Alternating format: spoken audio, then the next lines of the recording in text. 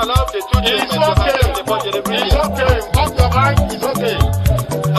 She Off your mind. Off like me. Chai! Now wow, people wey suppose talk truth to power don't off mind. And if we talk, now 500,000 they go summer us, call them hate speech. But fear not, Maiyegun don't come. Him go torchlight every corner, nooks and cranny of all these bad people where they spoil our country.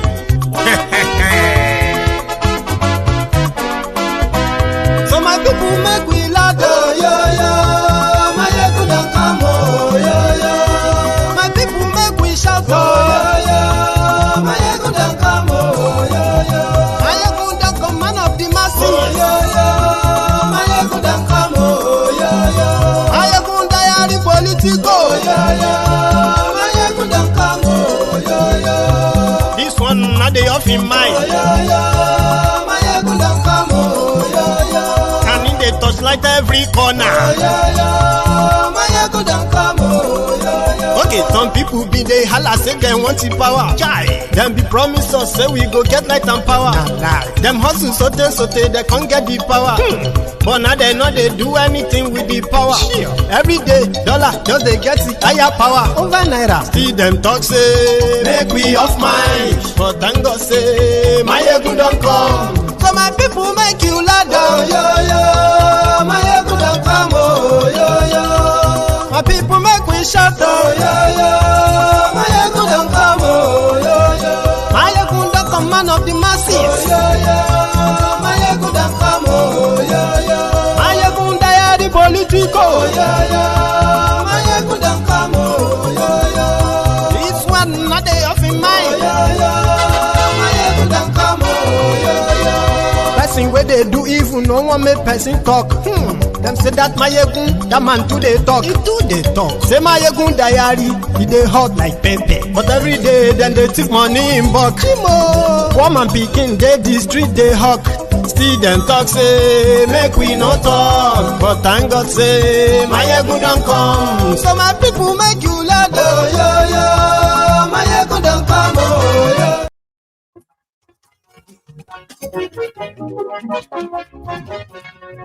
Hello there. Maiyegun làwa mọ̀, la mọ̀ tó dodo.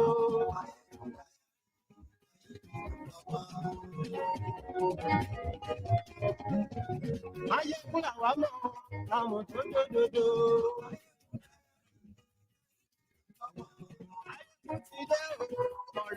Good morning to you. Good afternoon to you. And good evening to you from wherever you are joining us. This is brunch time with Maiyegun.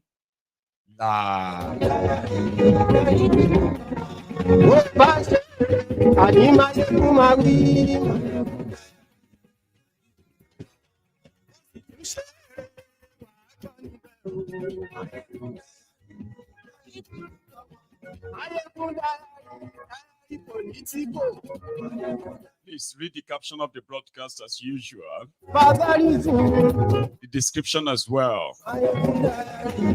Dangote versus Nigeria. Tinubu versus Dangote. Now, a lot of you will understand what is meant by state capture. Where nobody is really protected. I mean, you know, you are not protected until you are probably protected. Tell everybody that Maiyegun today, it is still about Aliko. He is now offering his refinery to Nigeria. Buy it from me. Buy me out. And then you can save yourself from the monopolistic tag. And yes, you like you too. I kind of like the fact that a trailer don't pass their midst, but I do not buy into that emotional blackmail or gaslighting that some of the Dangote's apologists have. I mean, they are trying to throw at you right now. It's about Nigeria. All of us should speak out. Oh, okay. Maybe when we want to start this talk, we should begin to call on those that Nigeria has happened to, especially in the last 1 year alone. Start with landmark.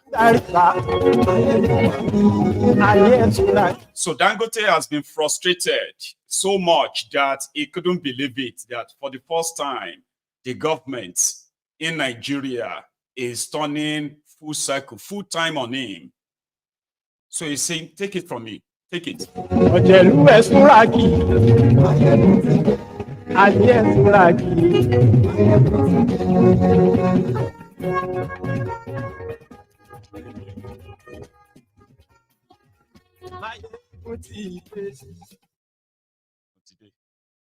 Thank you so much. Good morning once again, and top of the moment to you. Okay, let's save ourselves at the time. If you have been following the rògbòdìyàn between Aliko Dangote and Tinubu's government, then there is an update for you. A lot probably has been said, and a lot is still being said as we speak.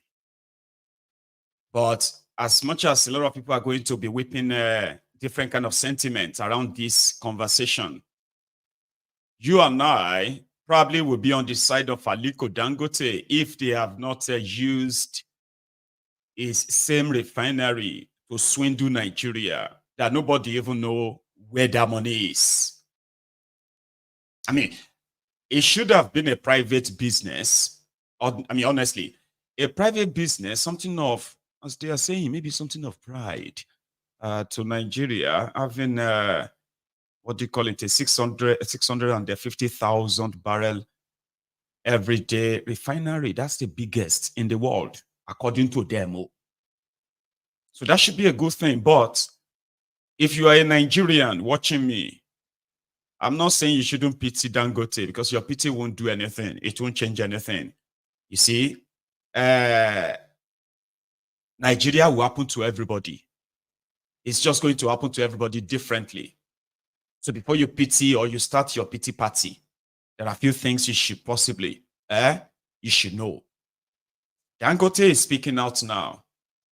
And these are the things that ordinarily you and I will probably just hear them somewhere and we will call them gossip. Dangote is a quota system billionaire in Nigeria. Give it to him, okay? He has all the tools to make him believe in Nigeria. If any of you have the same government privilege that Dangote and his business that they have had, you will be interested in Nigeria. Yeah, well, why would you go elsewhere? In a country that criminal politicians, while they are borrowing money, devaluing their currencies, this is spread on the rest of the country. But there are some certain group of people, businesses, that enjoys the selected government subsidy. And you would think, since these businesses enjoys government subsidy, that should reflect on their product and everything to the end users. No, that's not the case. When Nigerians were buying $1 for 1,000 naira, the likes of Dangote were picking it up like coins. They were picking it up for 200 naira, 250 naira to $1. Do you see the gap? That's the competition there, completely taken away from him. They do not have to, except for his refinery. Nigerian successive government, they've never really actually have to pack money and give Dangote. It has always been the subsidy he enjoys, the waivers he enjoys, and not many businesses have such. So you can't compete with Dangote. If you decide that you want to go and invest in something and you need Forex, then you'd have to go to banks, Abi, or where? Dangote will walk straight into the central bank. They will give him a different rate. And if both of you go for the same business, how are you going to come back and sell it the same way? Well, it never reflects, never. And we've never heard anything. Right? So it's always been like, oh, I mean, I'm going to invest in the cement. Oh, you're going to invest in the cement? Great. In that case, right, here is the license. They gave him the license. Okay, yeah, start making cement. They discovered I couldn't make enough. Nigeria was running short of cement. Obasanjo gave a license to Ibeto to go and bring in cement and flood Nigeria market with cement. Until Dangote cement will be fully operational and maybe will be able to serve the local markets, Nigeria. It took Ibeto to court. Their Fulani Emirates, they mounted pressure on Obasanjo, the same Obasanjo that gave approval. Ibeto has already took money, took loan and all of that. I mean, expecting the, what do you call it? Expecting his tons of cement to flood Nigeria. Boom, Obasanjo canceled that same import license they gave to him. He can no longer bring the cement. Go and read about the story of Ibeto. So he is now angry, he's sad that yes, Nigerians are always saying that Dangote enjoys monopoly, is always monopolistic. And the criminals in government have always played the ball until Tinubu came. We didn't know that the Tinubu criminals, the Tinubu Agberos, they were telling you that the Igbos were coming to take your land in Lagos. They were coming to take your lands in Lagos. You didn't know that they were the ones selling your lands to whoever was ready to give them the money, even if they have to chase all the villagers away, the landowners. So Dangote had to come out and say, hey, I didn't get any incentive from them. I paid money. I gave them $100 million. So why are they treating me like this? They are looking for investors, great.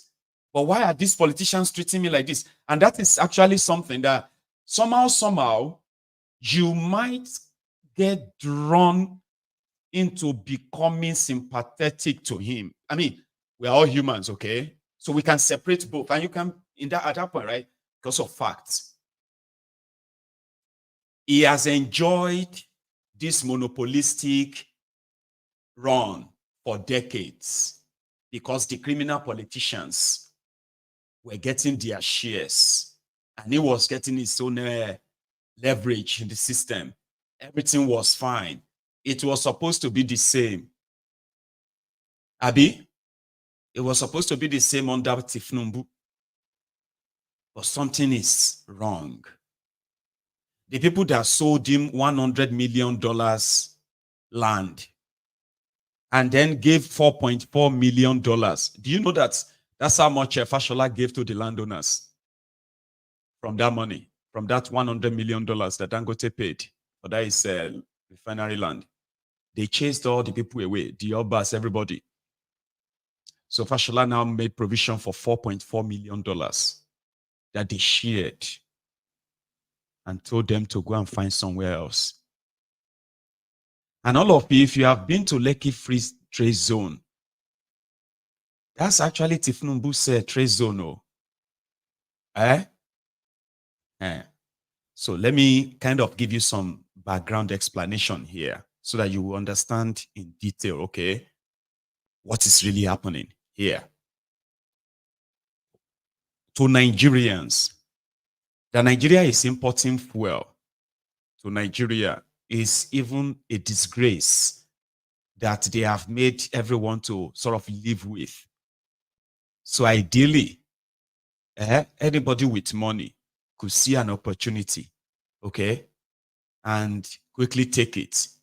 And if the government is going to buy into it as well, it even makes it better. That means they can pave the way for you. No wahala, nobody.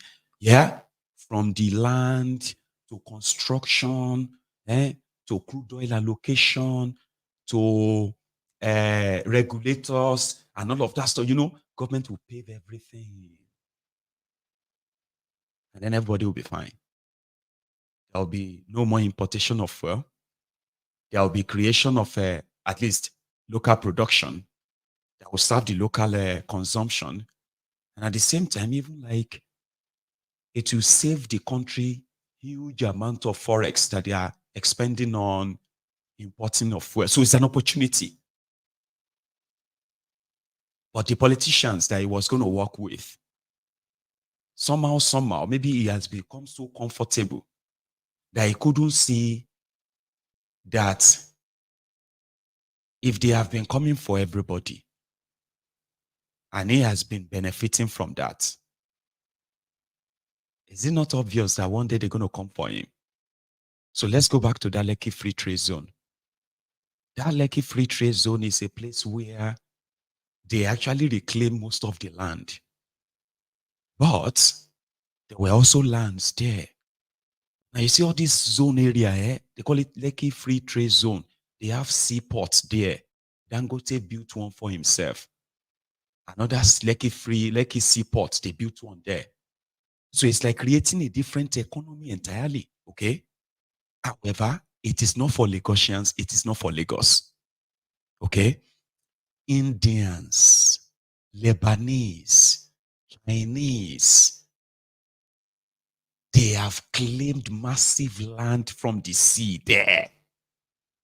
They are building and doing stuff there where the government of Nigeria, the government of Lagos, they were just there to observe.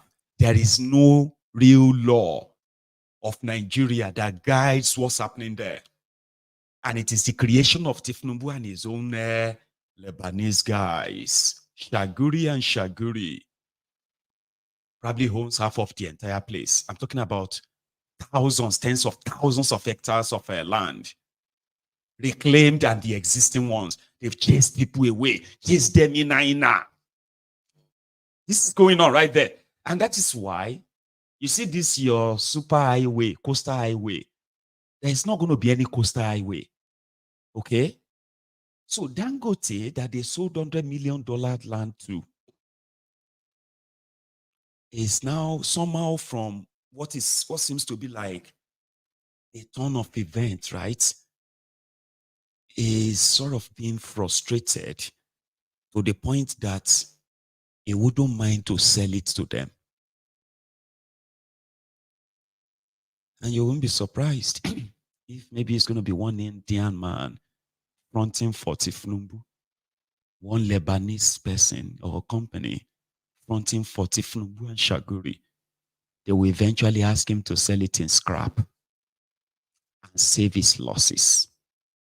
And that is why, as I said earlier, it will be a great sort of a loss to those who thought Dangote Refinery was Nigeria project that was going to come and make your lives better. Refine 650,000 barrels of crude oil every day. Supply Nigeria, supply West Africa. Generate 13,000 megawatt electricity. You know, that is what Dangote Refinery will generate when it becomes fully operational. Now, some of the things they now release into the public, why did they release them? Remember when they demolished Landmark? When they demolished Landmark in Lagos? It was Devulumai, an Igbo man, that was there to tell us why Landmark stole land. They did not own the beach. All the narrative was directed, produced and directed by an Igbo man, Devulumai. Meanwhile, it was the plot to take the land, which was reclaimed by Landmark themselves, just like Dangote. They also brought engineers, sand filling the sea, until they claimed that beachfront. And they said, you are not supposed to claim the sea. But we had a license that says that we could, and the beachfront will be our own. This is the document. No, that document is forged. Who was driving the narrative? Devulumai, an Igbo man, versus an Igbo business. But if Tinubu's associates, that one is done. And they now said, oh yeah, we are changing the plan now. Sorry that we demolished Landmark.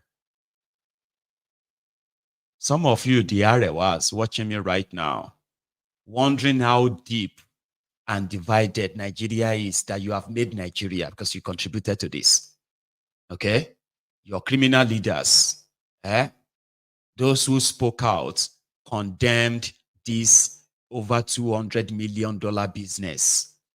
People will destroy half of a $250 million business in that same axis. They are now coming for a $19 billion refinery. Guess what? It was a Fulani man, just like Dangote, that they had to send to come and tell us that Dangote refinery is not complete, only 45%. In fact, Dangote petrol, Dangote diesel is the poorest product, very poor quality, low quality. Guess who they sent to say that? A Fulani northerner like Dangote. And who are they doing it for? Chief Kolu. Are you connecting the dot, or you are still not? This is the moment you need a conspiracy theorist as a friend.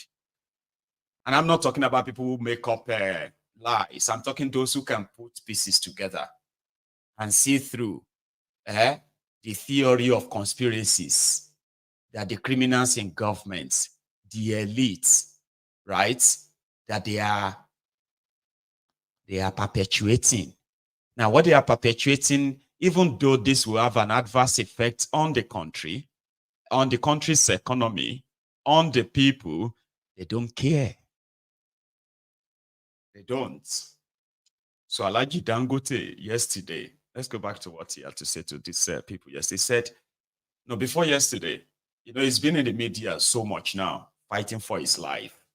He once told us 2 or so weeks ago, he said he as the African richest man, he actually needs a visa to travel across Africa, which also impedes business. And he believes that some other people are facing the same thing across Africa. So he was advocating for easy free movements of Africans within Africa, okay?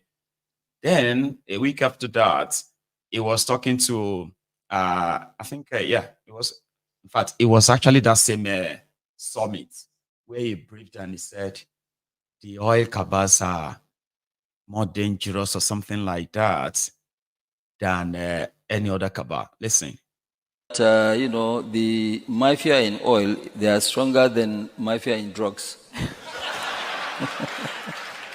Just to repeat that, mafia and oil are stronger than the mafia and drugs. I can tell you. Is that a fact? Yes, it's a fact. Did you know the mafia and oil existed before you got into this? I know that, yes, they existed, but not as strong as the way that I've faced them.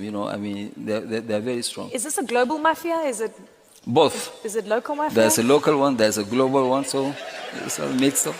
It's all mixed up. It's a mix, and then did they try and sabotage you in any point? They tried all sorts. But like what I told you in our interview, I told you that, I'm a person that I've been fighting all my life. So I think it's part of my life to fight. And you've won this fight, clearly. Have you won this fight? Is it over? I think eventually we won. We'll end up winning. You know why? Because the population and the government will be on our side. Dangote said he believed that he would win because the government and the people would be on his side. Because initially he was complaining, okay? He was complaining that the international oil companies in Nigeria, they won't sell him crude oil, Nigeria crude oil. And that wasn't what they promised him. But Dangote is being economical with the truth. He should have probably tell everyone then that, listen, guys, I have been deceived by the government of Bukwari. There is no crude oil for my refinery, at least not in the next 25 years. I can't, can you even believe that I can't use Nigerian crude oil? Come out and say that, or no, he didn't say that. He accused the international oil companies who have already paid for this crude oil. And they already have they have all of their own receiving a parent company or wherever all over the world. So the quota system billionaire can't compete. It was surprised that the government can't just. He thought he's a billionaire, Baba. Easy to be billionaire that way too. Even with the government patronage and all of that, easy. With that money, you have access to everything you need to know. Everything. So how come he didn't know that Nigeria, Boko Haram have sold the future oil prospects in Nigeria? The crude oil that they will extract from Nigeria in the next 25 years, Boko Haram don't collect the money. Ask them, where is the money? They've sold it. So if you need any crude oil now from Nigeria, you want to buy crude oil from Nigeria, you will speak to these international oil companies who owns the oil. Or Nigerian government can probably go and give you another oil field if you can drill it yourself. Drill it until you see crude oil. And then you can begin to extract that yourself. That's another process. And Dangote he was wondering why they cannot just tell them to give him. Because that's the normal way. Tell them to give me now. This is Nigeria now. This is me, Dangote. Tell us. But they couldn't. Rather than help him, they decided to expose him. Tell us everything we knew anyway. Something that Dangote will sit comfortably and deny. Now it's like, no. They are coming for me. They are coming for me. But listen, guys, I've already regretted thinking of venturing into refinery. But you don't need to come for me this way, please. If you want it, come and take it. Just make me an offer. Don't grab my refinery. Don't snatch it. Please don't run with it. Kind of. So I played this clip yesterday. Well, not this one, but part of this yesterday. And I said, the man looks so stressed. And one mofo came here. And guess what he said? He said, oh, he looks stressed. Even you, Maiyegun, you look stressed. Oh, Alaye, I am not, right? The point of conversation. Whatever I look like, if I look old, if I look tired, if I look stressed, that is not the reason why you are facing the shege, you are facing the Nigeria. Let's face that. Let's talk about that. We've gone past that stage where you will take your time and type about me. Maiyegun, something is in your shin. Why are you looking at my shin? You deaf. Listen to what I am saying. Forget about my shin. Forget about what my face looks like. That is not the reason why they are killing you, kidnapping you. And as we speak, right, some of you are even killing yourselves. So leave my face. I'm not the one that took billions from the looters of Nigeria. And now these looters are coming for the entire package. Now they don't want shares anymore. After this Wahala started, I told you that too. Back in the days, people will come here to come and jive me. I was like, Eko Shidano. I'm talking about serious thing. You are coming here to come and talk about my English. There are one will come and they will come here and say, Maiyegun use as. It's not art, it's as. I say, so from all I have to say, now the English where they talk, they pay attention to, whether I use past tense or Oloribu. You see, people whether they kidnap and kill in Nigeria, if probably speaking good English, be whatever it is, can save lives. Seriously, a lot of them will go back and study it so hard. Even myself will go do them. So me, or whatever I look like, whatever I wear, whatever I alaye, can face let me face the real people. So leave me out of it. If I look stressed, you call emoji billions from your central bank. No be me. Collaborated with other thieves to deceive you now. Waiting like you are waiting for Nigeria here. Waiting for Tinubu to renew their shege and the rest of that, right? No be me. So let's face those ones. Let's talk about those ones, okay? Let's deal with those ones.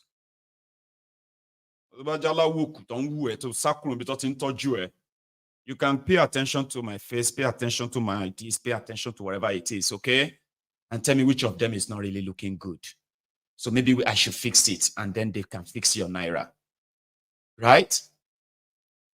So Alaye was like, they are coming for me. And my English will go shop. Even though, right, we need to communicate, right?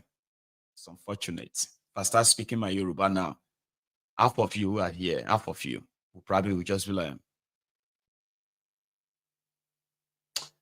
you stop coming. I need you to keep coming because you need to get this into yourself and be the vessel that kind of carries this all everywhere. Once you know better, you do better. That is the motto here. When we are talking about Nigeria's problems, they are not caused by spirit. Nigeria or what have you, see what you are facing, apart from the ones you caused by yourself, or economic hardship that you are facing, joblessness that you are facing, even that relationship problem you are facing, where they go Shiloh every December to go and pray for husband.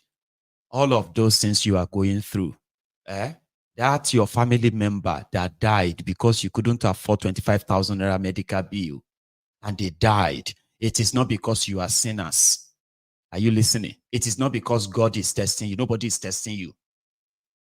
It is not because of the sins of your forefathers that you are facing. No. The problems you are facing in Nigeria, individually, collectively, they are caused by human beings like you. And on Maiyegun's diary political, I know their names. Do you get that? So when you now actually have to know that there is a problem, who caused them? Now these people. How they cause them? Now like this. How do you know? Now proof it is. Then you don't have to give any more excuses for them. I know you may love your oppressors differently. There are some of you who believe that your own criminal oppressors, my own oppressor is is a God-fearing oppressor. In Nigeria, Nigerians love their thieves differently. Some will tell you that they know that their thief is a thief, but he has a fear of God. They know our thief is a thief, we know, but he's a philanthropist. Do you get that? Now, so I understand that.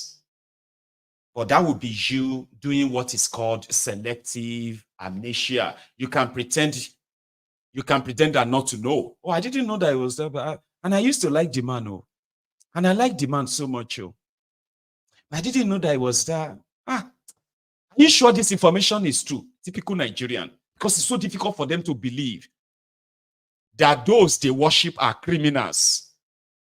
Most of them, they are not politicians, so they are pastors. They are clerics. They call them Islamic clerics. So when you tell them the truth and their own role in the destruction of this contraption, typical Nigerians, and I used to respect this. Are you sure? Are you sure this story is true? Because they do not want it to be. Yeah. I do my best here to try to reformat the Templars, just so you know that you have access to this information. They are available. So if you pretend not to know, it is because you're pretending not to know. And when the consequences begin to come, there is no point in blackmailing or gaslighting anybody to begin to feel sorry for you. No. Yeah? And that's the same with Dangote. In America, in the UK, billionaires, business tycoons, they make their political choices known because they have a lot to lose. If a wrong government comes into power, their businesses and fortune will suffer. That is why you see them. If their interest and their fortune is not going to be protected, they will go to the one that will be protected, even if all of you hate that person. Here, you know why? Because in the long run, government doesn't create business, but government can destroy businesses. Politicians can. They have the power. And that's exactly what Dangote is experiencing. Yeah? In part of his lamentation yesterday. We'll go to that one. The real picture. Okay, that's one. Number two, this country has been having petrol queues since when majority of you here were not even born, since 1972. Okay, so 72 to date is what? 52 years. And we are still having the same issue. So just for the fact that, yes, we are ready and about to start this, everybody is now up and about. Yes, but we know that what is giving us a lot of joy is that we know that the majority of the population, they are with us. And so we are not discouraged. We'll continue what we are doing. But, doing new business, like, what you announced, the steel, actually our own board has decided that, no, we shouldn't do the steel, because if we do it, we'll be called all sorts of names, monopoly. And then also imports will be encouraged. So we don't want to go into that. Let other Nigerians also go and do it, because we are not the only Nigerians here. There may be some Nigerians with even more cash than us. They should bring that money from Dubai, from other parts of the world, to come and invest in our own fatherland. Well, everything depends on NNPC, because the OB3 is their own gas pipeline. Majority of the gas that being produced is, it's being produced from their own facilities. Our own has not really started yet, but we are doing other, other pipelines in Bayelsa to bring, to take the gas to Otorogu to process and now inject it into the Elves. Once we do that, then it will add to the viability of our investment, and also to make sure that, yes, we have additional gas, not only for us, for the entire system. But I'm sure OB3 will address all these issues, and we'll continue to pray that the OB3 will be delivered as promised, which is end of July. Yeah, well, in terms of quality, when we started, our quality was about 600 to 650 ppm, and the 600 to 650 ppm is one of the best in terms of quality. Okay, at that time when we started, but as of today, we are 87 ppm, and I assure you, media, you can come again and take sample on Monday. By Monday, latest Tuesday, will be at 50 ppm. By beginning of August, will be at 10 ppm. So in terms of quality, we are doing very, very well. Nobody can produce anything better than us. So I just got the result from him 5 minutes ago. We are now down to even 32 ppm. And I want to plead with the regulator to come at any time, whether Sunday or Monday. We'll take the sample, and I guarantee you, before he gets here, our own ppm will be even below 10. When we are coming here, His Excellency, the Speaker, said that, no, can we please wait? It wasn't planned, but he said that we should wait, since we have media with us, to pick up samples from 2 filling stations. And also, when we get into our plant, they will pick up samples to check. The result has actually come out, and I'm going to share these same results with you, because they've checked. There is a total ppm was 1,890 something. I'll give you the paper, and they can also come, which was picked from their station there. The matrix also came to 2,653, and but then the flash point matrix was 61, which is below the minimum. The minimum is 66, and then also total is 26 flash point. Our own flash point is actually 96. And the records are there. If you want to do the test at any given time, you can actually run this test. We don't believe in the test of people when they bring in ships, because those tests, people write fake things. And, even during COVID, people were writing fake COVID certificates.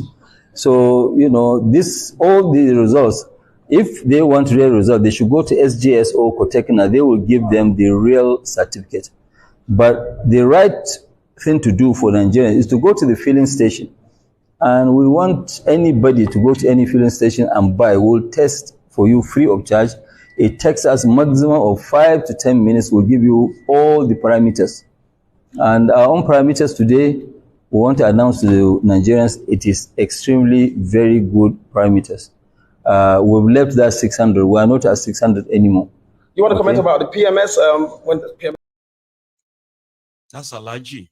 Like, why are they doing this? So you have to kind of say, why did they even say, why would the regulators say the quality of what we have tested here, which they have seen, why would they go to public to say is low quality? So that one alone is kind of paining him. To him, it's like, it's not true. That this person is also an engineer. Farouk. I mean, what is that guy's name again? Farouk. He's also an engineer. Why would you just... So Dangote is like in shock. Like, that's when he knows that they have come for... And he said, okay, I'm no longer investing in the steel. He was going to invest in Nigerian steel so that Nigerian can be melting their own steel. Remember Ajaokuta steel that they have been, you know, using to loot, collected loans to fix, but they can't, right? So he was planning to go and open a steel plant, okay? And that would have been huge as well. So now he's like, no, I'm not doing that anymore. These guys should go and bring their money from Dubai to come and do that. Alaji. I know this, what's in your friends, they do you no good. But true, right? Without the government of Nigeria subsidizing you, you are not a businessman, Kokon. Here you get. See, don't get me wrong. Again, I live in a world where government subsidizing billionaires is not new. Politicians collecting money from billionaires. And once they get into power, you know, then they have to kind of like, you get that. They will issue this and that, you know. So Dangote's own is chronic. Most of the time, in America, their economy is huge. I don't know why I'm even using that anyway. The economic is huge. The interest rate is very low. And these billionaires and their businesses could access, I mean, they can access liquid, you know, capital for their businesses, not like you have in Nigeria, where they've mobbed everything together within themselves, and then they created a quota system billionaire. The one that will pretend to have this partner, that partner, this, and the only dealing card he has is that no amount of, what do you call it, money he needs, that Nigeria won't back him. It's there. They have to work out modalities and protect him and his interest. If Dangote needs to take loan from outside Nigeria, it needs the guarantee of the Central Bank of Nigeria. So if you like see that relationship don't tear, finally. Do you get that? The Alaji would have to compete with everybody. If he needs anything right now, there is no direct number anymore. And that is not good. This is going to be somebody who has been enjoying this for decades. It's scary to say, I mean, the way it is being done, to him, it's like they are coming for him. Okay? And that's why I mentioned the billionaires all over the world, or businessmen and businesses all over the world. Why do you think they get involved in politics? Especially if they know that their line of business is massive enough that one single wrong policy from any government could put them out of business, just like that. The case of Nigerian criminal politicians, right? and the criminal elite you have in Nigeria is that they are so short-sighted and selfish. Until they lose that privilege, they never really complain. Aliko has lost that privilege with Tinubu right now. And he's so, just so you know, a billionaire or multimillionaire in America will blast the government, blast the president, blast whoever you think it is. And they will say it is his right, freedom of speech. You think it's only you, the impoverished Nigerians, are the ones who have been cowed. Your elite are coward too. They have been cowed. They don't want them where to Miss Yan. Their money, their dirty money is always linked to the rogues in government who looked away. Yeah. And that is why your billionaires, they are not different from you. Your criminal elites, they are not different from you. You are even better than them to some extent. You can talk, you can speak out, you can say your mind. They don't bond them because their money is not really legit. One single strike, they are gone. And they don't want that. So they would rather keep quiet, except when they begin to lose their money. Then they will begin to scream slowly, but they will be careful of how they say it. Sometimes they will even tell you, I know the Mr. President is not aware. If Mr. President is aware, he would have said something. That's how lily-livered cowards that your supposed rich people are. They don't talk. They don't want to lose their money. And Dangote has to talk now. And he wants you. He said you people are on his side. What are you going to do? You're going to go and protest for Dangote. And I think I'm now believing that they will take that refinery from him. They're going to take it from him. And it's not going to be like take like that. It's probably going to be they will make him an offer because they deliberately came for him. And there is more from where that comes from. And he himself is like, gloves off. I'm not interested anymore. You said go and bring all your money from Dubai. Yeah? Come and invest in Nigeria, in your fatherland. I am now done. I cannot participate in this kind of competition. So on the one hand, you want to feel sorry for him. On the other hand, you don't want to give a damn. Because even the entire thing is to rip you off anyway. He wasn't coming to create you any tangible job. Nigerians that work for Dangote, most of them actually works more or less like a seconded to other people. His own real staff that are well paid working for him in his factories, in his even in this construction of this refinery, they are mostly Indians. Go there now, go and check. So before you begin to shout, we no go agree, we no go agree. It was never in your own interest. But that's how short-sighted and selfish your political class, your elite class, that's how they are.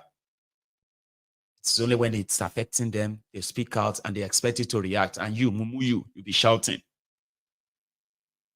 They're going to take it from him. They will. And you can tell he's already pretty much like, because there is going to be more. Eshimari Wala. You will see this whole thing is not going away soon. Once Tinubu come back from his African Union AU summit or whatever they are doing, they can just put up another show face, photo up. They go invite them, come and so rock. They'll come be like, okay, Tinubu don't call it, they don't settle. Settle Kini. He knows that they are coming for him. Right? And that's why he told us that they didn't give me any of this for free per se, everybody. Now buy land, see what they do to me. The real picture. Well, you know, whatever we do, we add value. We are not an assembly plant. You know, I mean, when I say assembly, we are not packaging plant. If you look at all our operations as Dangote, we actually add value. We take local raw materials and turn them into products and we sell. So, which means it's a circular economy which we are practicing. Everything, you know, is here. Everything is in Nigeria. The farmers, the banks, or maybe the people in the mines, the banks, everything is about local. And it is the main reason why we were number 2 in flour milling, but we sold it because the wheat is being imported from abroad. So the more wheat we use, the more jobs we create out there. And that's why we cancel that. We remain only in sugar. Salt is not really a very big business. So that's what we have done. And now, what are we doing? What we are doing, like what our group vice president, Mr. Lekki, mentioned, is that we said that, yes, you know, we are always the first mover. You know, we always move first, then other people will follow. And we have never, ever, whether consciously or unconsciously, stopped anybody from doing the same business that we are doing. You know, to the contrary, when you look at it, when we first came into cement production, it was actually only Lafarge that was operating here in Nigeria, which is Iwekoro, and then the one in Ashaka, in Gombe. Nobody ever called Lafarge, you know, monopoly. But we, Dangote, the first plant we set up was what, 5 million tons. That was the first one, against less than 2 million of local production. But when we got in there, you know, people now start saying, monopoly, monopoly. You know, so, and this is really very disheartening when people keep talking about all this monopoly, monopoly. Monopoly, you know, it is only when you stop people, you block them through legal means or whatever. No, it's a, you know, level playing field where whatever Dangote was given, okay, in cement, for example, okay, you know, other people too were given. In fact, some of them, maybe they even got more than us. Okay, we are always very, very careful. You heard what I said. In the refinery, we did not, and I repeat, we did not collect one single incentive from the federal government of Nigeria or from even the Lagos state of Nigeria. Yes, Lagos state, maybe they gave us a good deal, but we paid $100 million for the land. It wasn't a free land. We paid for it. Okay, so people are always looking at the different, you know, other side. They are not really looking at the real picture. Okay, that's one. Number 2, this Alaji. Now we actually know the full picture. Okay, you see all this shalaye you are doing to us, you are doing for us, Alaji. We would never have heard anything. So we heard that Dangote offered Tinubu's men.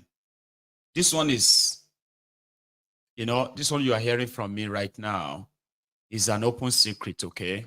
So they said when Tinubu came in and they were probing Emefiole, they discovered that on record, though, Emefiole actually moved over $5 billion in the name of Dangote Refinery, ordered by Bukwari. Also, on record, they also borrowed $1.5 billion again. This time around, this one is, the first one was given to Dangote, okay, when it was cash crunched. Not because Nigeria get money, they just had to give it to him, right? Then they gave him another 1.5 billion. This time they said that one is a 20% stake in his business, when his business was still valued at when the refinery was still valued at 9 billion when completed. But by the time they completed the refinery, Nigeria has expended almost $9 billion under different disguises to Dangote Refinery. So when Tinubu came in and they were probing the Central Bank of Nigeria, they saw that almost 6.5 billion, okay, were moved in the name of Dangote Refineries. But the documents didn't show if Dangote paid back that billions of dollars they gave him. And there is also no document to back the investment of that $1.5 billion, 20% shares in Dangote Refinery. So what did they do? They now said, no, it wasn't Nigeria owned. Even though they told Nigeria that they were buying the shares for Nigeria inside Dangote Refinery. No, it was not Nigeria. It was NNPCL. Remember that under Bokwari, they already sold NNPC. We don't know who collected the money, but they sold it, they privatized it. Now, somebody appointed as the GMD of NNPC by the president. That one can be the chairman board of NNPCL. So now that NNPCL that Kyari created under Bokwari was the one they will use Nigeria name to borrow 1.5 billion and gave it to Dangote and said, that's 20% you na NNPCL get them. No be Nigeria. Guess what? Inside their NNPCL, they've also created shareholders. Nigeria Stock Exchange, they've listed NNPCL as oil exploring something company in Nigeria. All these scams, they were running these scams in front of all of you right here. But nobody really paid attention because nobody wanted to. So this $1.5 billion they borrowed and gave to Dangote. And they said they were buying shares. Nigeria is buying shares in Dangote Refinery. But on paper, it was NNPCL and those who bought shares in NNPCL. So what did they do? In the NNPCL, Emefiole has 20%. Bokwari and his associate, they have 40%. Kyari and the rest of them, they have about 5%. What they really sold out to themselves is just about 25% of the shares. So it was like they cornered Nigeria resources and they will be sharing it among themselves. So, and they are also the ones selling Nigeria crude oil, collecting money from Nigeria crude oil. NNPCL, NNPC, NNPCL. So Dangote knows NNPCL. So they now said, oh, the $1.5 billion they borrowed in the name of Nigeria is not Nigeria's money.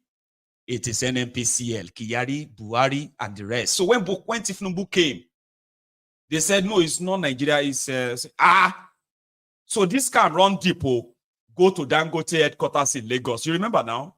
When they send in police and all of that to take all of their financial transaction dealings and everything, including the monies, loans, and everything they've collected from the Central Bank of Nigeria. Yeah, they invaded his office and they packed everything. It was because of this. So last, they can't say, okay, last week, Dangote said Nigeria's or NNPCL shares in its refinery is not 20% anymore. It is now 7%. Kilo she 13% toku.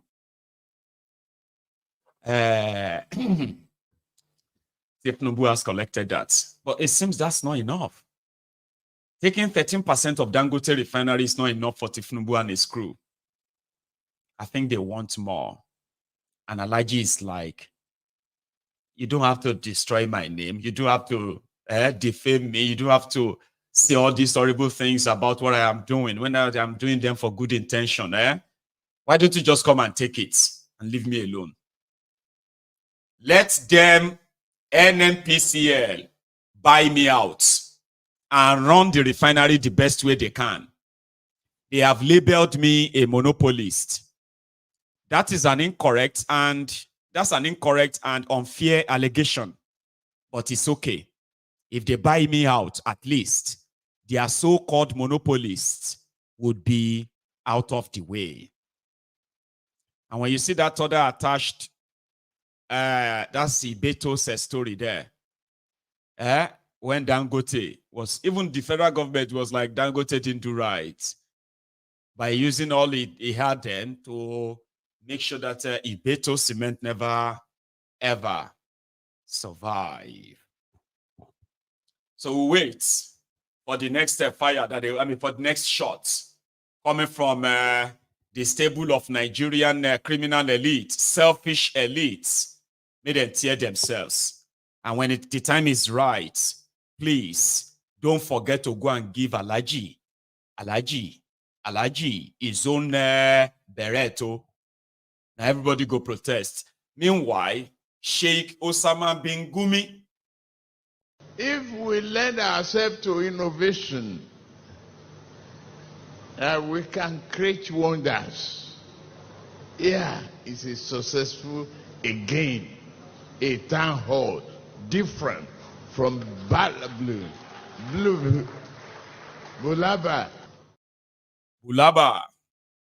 Sheikh Osama Bin Gumi added his own voice to the upcoming nationwide protests.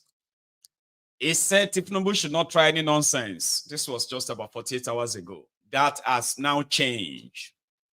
Sheikh Osama Bin Gumi says that people need more time to prepare and plan for the protest. He is now advising all of you planning to protest to postpone it. Postpone your protest to the further notice. Go and plan very well if you want it to work. But people said no. Or what do you say? Yeah, they've started that. They have already started showing videos from Sudan with the stories like, don't let us turn Nigeria to Sudan. Don't let us turn Nigeria to this. Which means, again, as you are on the last 10 days before the Kasala will finally burst, they are working overtime to make sure that as many of you as possible are discouraged. But now this one, they motivate me. This girl's message. Listen, remember. And our demands have to be measurable. We cannot say that, president will resign. No. If president resigns, Shetima is here. If Shetima goes, Akpabio is here. Please, when we are making demand, think. You cannot say president will go. If president will go, Shetima is there, is next. That is what your constitution says. If Shetima leaves, Akpabio is there. Please, which of them is better? So let our demands be measurable. If we say it's fuel subsidy, let them bring back our fuel subsidy. If it's education subsidy, bring back our education subsidy. Bring back our electricity subsidy. One after the other. But when these governments try to use army or police or DSS to kill any of us, hey God, then the battleground has moved from bad governance to Tinubu must go. But right now, what we want is that if Tinubu wants to make the country good, I mean, I don't have a problem with that. I did not vote him. He didn't win election. But if you can get him to do what we want, I mean, what the heck? Let him do what we want. But let them not kill any of us. Because we will not allow NSAS to happen. If you shoot us, we'll come out the next day. That mistake of NSAS, it will never happen again. That they kill people today, the next day people did not come out, it won't happen again. And if you kill any of us, you will kill us all. We will not leave anybody behind. Nobody is left, no region is left behind. If you say this protest is for Igbo, we are all Igbo. If you say this protest is for Yoruba people, we are all Yoruba. If you say this protest is coming from the north, all of us are from north. Nobody will be left behind in this protest. Please, we are not interested in anybody that wants to do anything. You can do. Buy t-shirts, do banner. If you don't have t-shirts, wear anything you wear and come to the protest guy. If it's black on black, wear black on black. If you want to wear hijab, wear hijab. If you want to wear rope from your toilet, wear rope. We are not interested in anything. If you have money to do 50 t-shirts, do it and bring it. Share for us there. Those that don't have t-shirts, we collect. But please, let's not make this protest about anybody, about anything but good governance. Thank you very much. So the Ronukus are getting ready. So the jihadist CPC Northern Nigeria. Do you want me to tell you something? From the grapevine. They said Tinubu has sent a message to all the state governors that any state that allows the protest to take place in his own states is automatically considered as the enemies or enemy of Tinubu, and they will hear from him. So they have to do everything to make sure say it no happen. Everything. So now you have 36 state governors. You have 36 state commissioners of police. Okay? And you have possibly 36 state military commanders who are now being told that they must do everything, including violence. And others have been told to make sure that they preach this in their churches, in their mosques. Tell people, if Tinubu they vex too, notice say anybody go tell you, say, may you go. If you go out there, they go shoot you, or this or that. Yeah, they are spreading that too. But Sheikh Kimbaloye, he did something, I think last night. You heard the story that they were like, it's been sacked or not? No, it's not. I don't know. Well, he was there asking Tinubu, where is that renewed hope? Instead of these renewed threats of violence. Who-body? Here is my final word tonight. Mr. President, Senator Bola Tinubu, it is to you tonight that I bring the burden and plight of our people too. I trust this message finds you in good health and high spirits as you continue to navigate the intricate responsibilities that come with the esteemed position you hold. It is with a heavy heart and deep concern that I pass this message on the current state of our beloved nation, Nigeria. In a time when the heartbeat of our nation is racing with fear and the very fabric of our society is tearing at the seams, we stand at a crossroads. President Tinubu, the nation calls for your undivided attention as you embark on a private visit to France. Our beloved Nigeria is grappling with unprecedented challenges that demand urgent and decisive action. Kidnapping and abductions are the order of the day. From Lagos to Kaduna, Taraba, and violent and criminal activities have pervaded our land. Even in the heart of our nation's capital, the audacity of kidnappers has become a sinister reality, striking fear into the hearts of our people. Our citizens are living in constant fear, unsure of their safety and the safety of their loved ones. This is not the Nigeria we dreamed of, not the renewed hope that was promised. We applaud the gallantry of our security operatives, but indeed more work still needs to be done to keep the people safe. Efforts are being made, but it appears they are not far enough. What has become the strategies of state policing and community policing that's been talked about several years? And the huge white papers and advisory notes on how to tackle insecurity in Nigeria, where are they? President Tinubu, as a pro-democracy agitator, isn't it the right time to restructure Nigeria for it to work properly? Is the Nigeria you and your friends fought for, is it the Nigeria that you're talking about? The removal of subsidies has unleashed a tidal wave of economic downturn, leaving families struggling to make ends meet.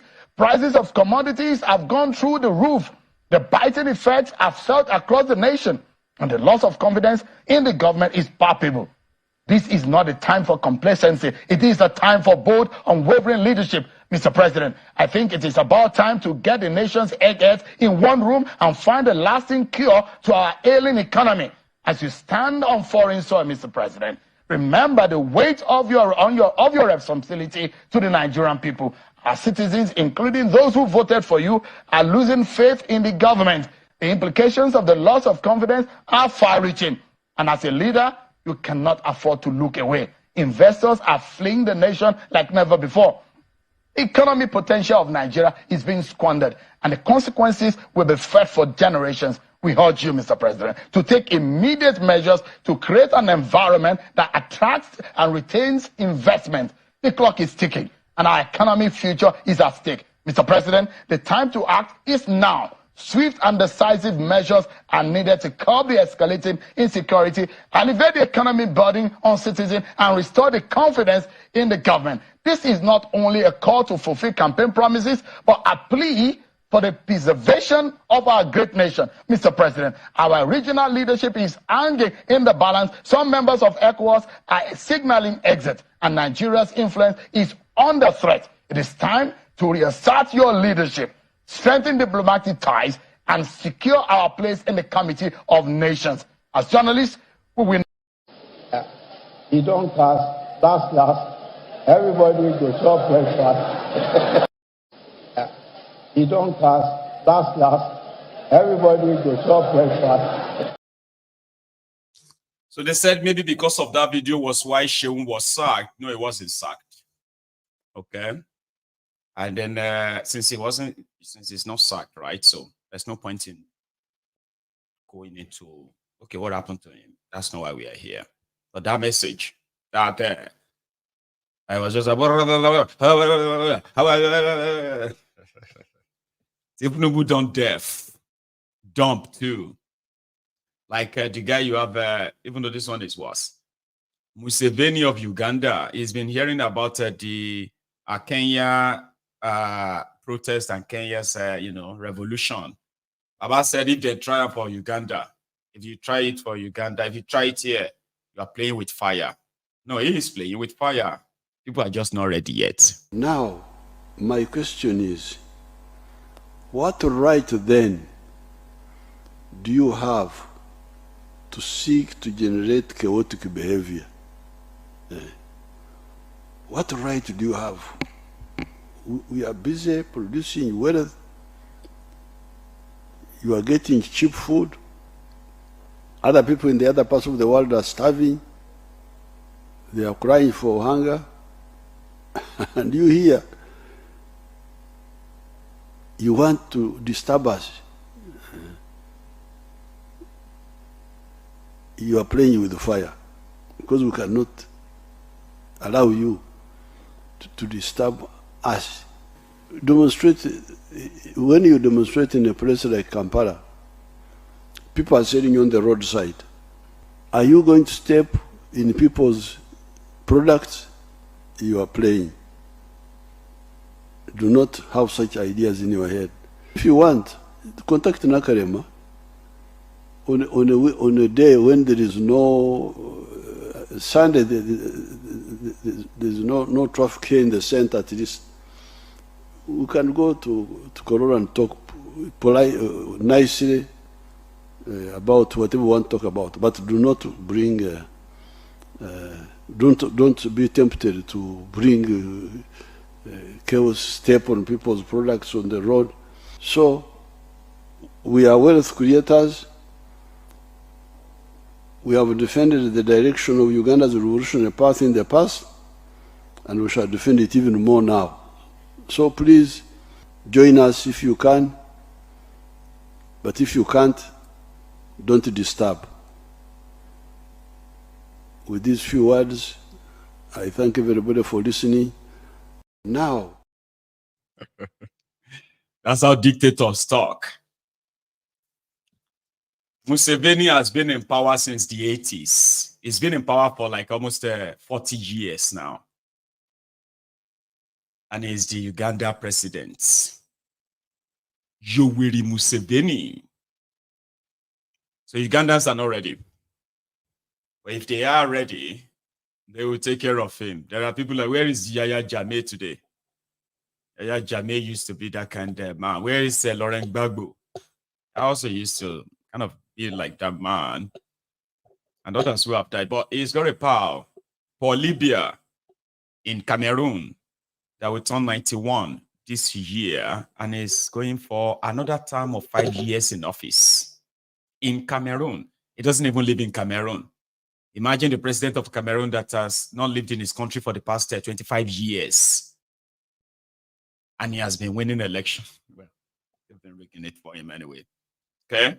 So in Lagos yesterday, was it yesterday or yeah, Sunday was yesterday. Alaba, to be precise. Sonweku and his bulldozers, they were at work. And it was the market. Demolition of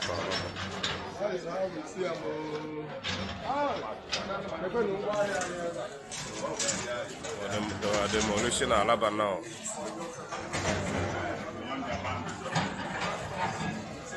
Today being 21st July 2024, Sunday morning.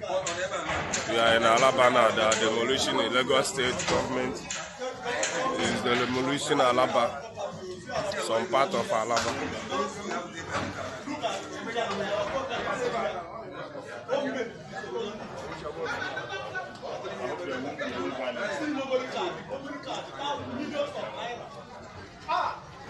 This is so unfair. This is so unfair.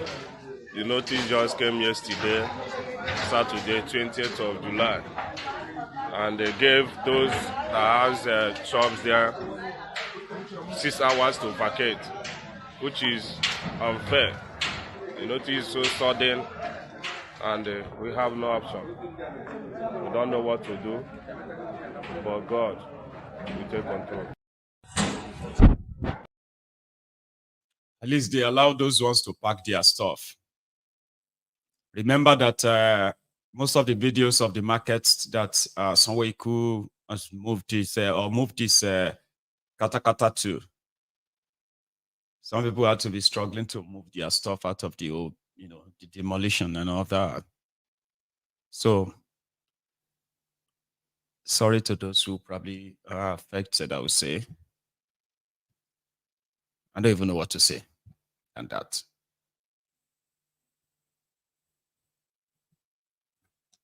But here is something as well. We're talking about duplication of offices, this, that, and Oshiomole was on hand, okay? But I don't even know if I should play you this, but I think I should, right? Here is him talking about the multiplication or duplication of roles, offices, which are also instrumental to wastages, in his words. And I'll show you something about Akpabiole too. Argued by Senator Ume and supported by 2 other distinguished senators. Mr. President, when I was growing up, we have only, under the Nigeria police, we have the traffic division. And they did their job so diligently, so that if there are roadblocks, you will find them try to manage traffic. If there are accidents, they do everything to establish who is wrong, who is right, preparatory to go to court if the party decide to go to court. Thereafter, we set up the Road Safety Commission. I don't know the experience of my fellow distinguished senators. If you ask me, I do not think even the Road Safety Commission has added value to road transportation, whether it is of promoting safety or ensuring that, that drivers obey traffic laws. Except that you find them under the tree collecting money from poor road users. I think what we need is to make existing institutions to work. And where they fail to work, we evoke sanction. Just recently, I had a conversation with a fellow senator in these chambers. And this senator was shocked about what she observed directly. I don't know why the Turaki of Lorry is blocking the Senate. You are supposed to be seated under the rule when the senator is standing speaking. Order.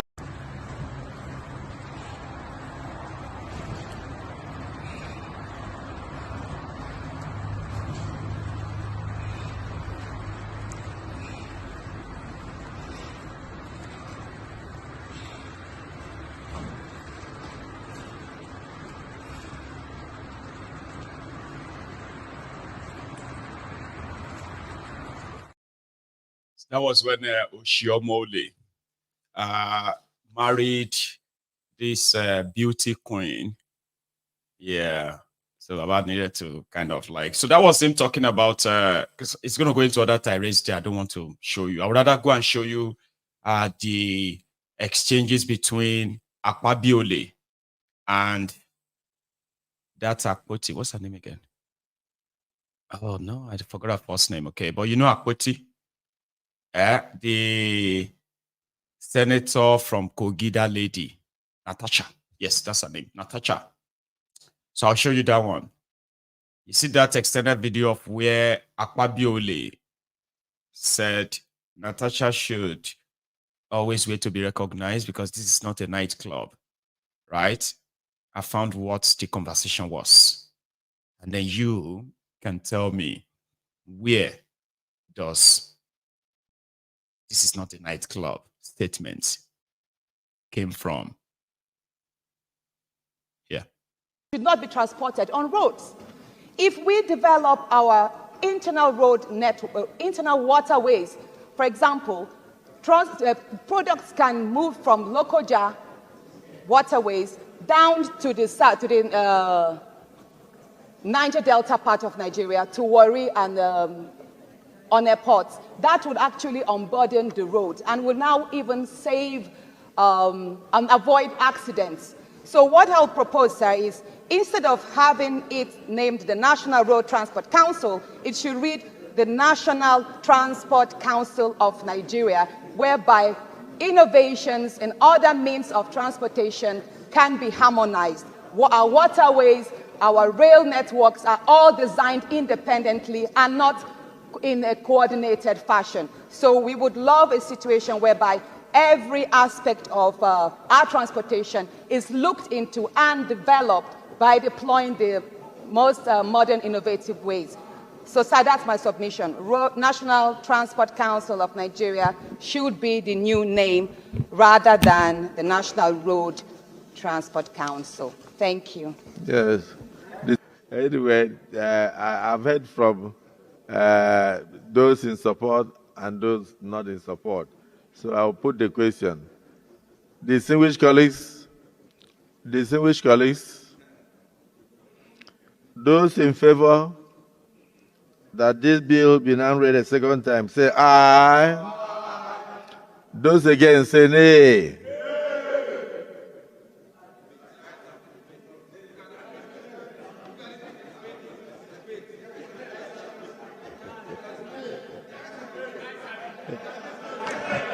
Mr. President, we don't want it to be killed. We just want a bit of modification.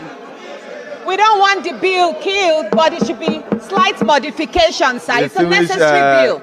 Distinguished Senator Natasha, in the chamber, you have to be recognized before you speak. Oh, pardon me. Yeah, we are not in a nightclub. Those in favor that this bill be now read a second time, say aye. Those against, say nay.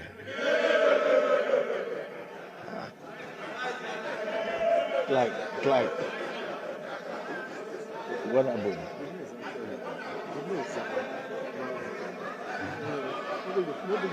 Distinguished colleagues, my ears are very good. Those in support that this bill be now read a second time, say aye. And those against, say nay. The nays have it.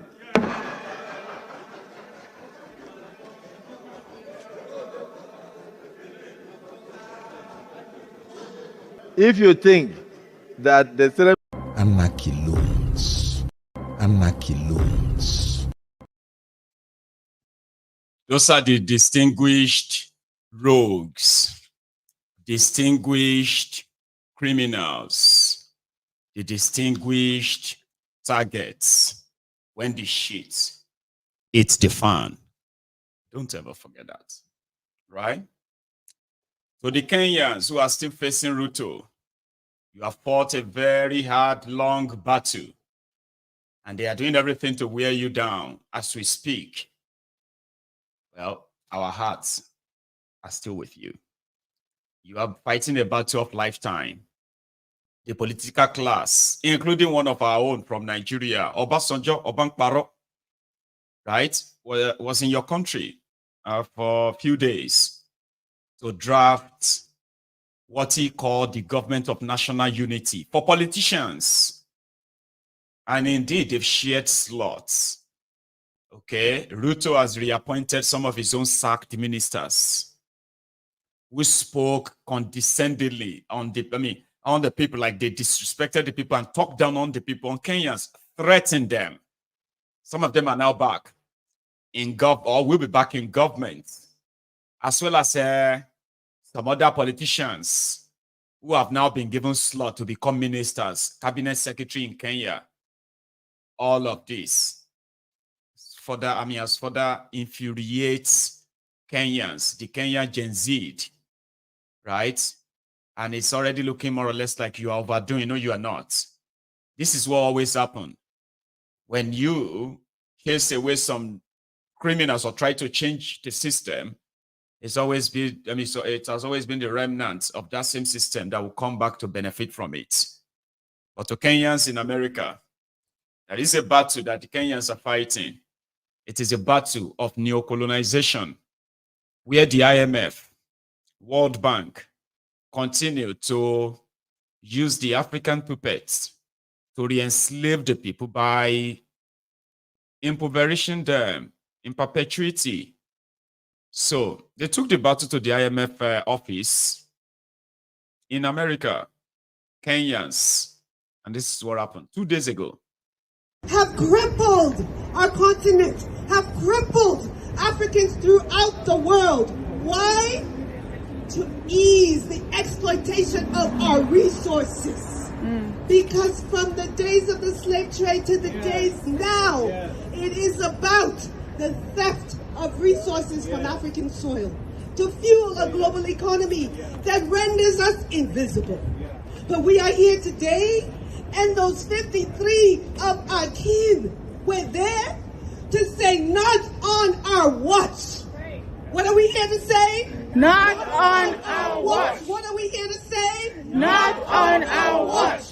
These institutions have said no as we try to build an economy that works to feed our people, where our young children have jobs when they complete their schools, where schooling is free, as was in the constitutions of so many of our countries in the 60s. But yet slowly, the privatization of education, the privatization of healthcare, the privatization of telecommunications and all essential services, because of the IMF, because of the World Bank, but also our governments that have been complicit in letting them do their bidding. So we have to say no. So we come together today to stand in solidarity, led by our young leaders. And I was so thrilled to come around the corner and see all our young children here today. Thank you to all the parents.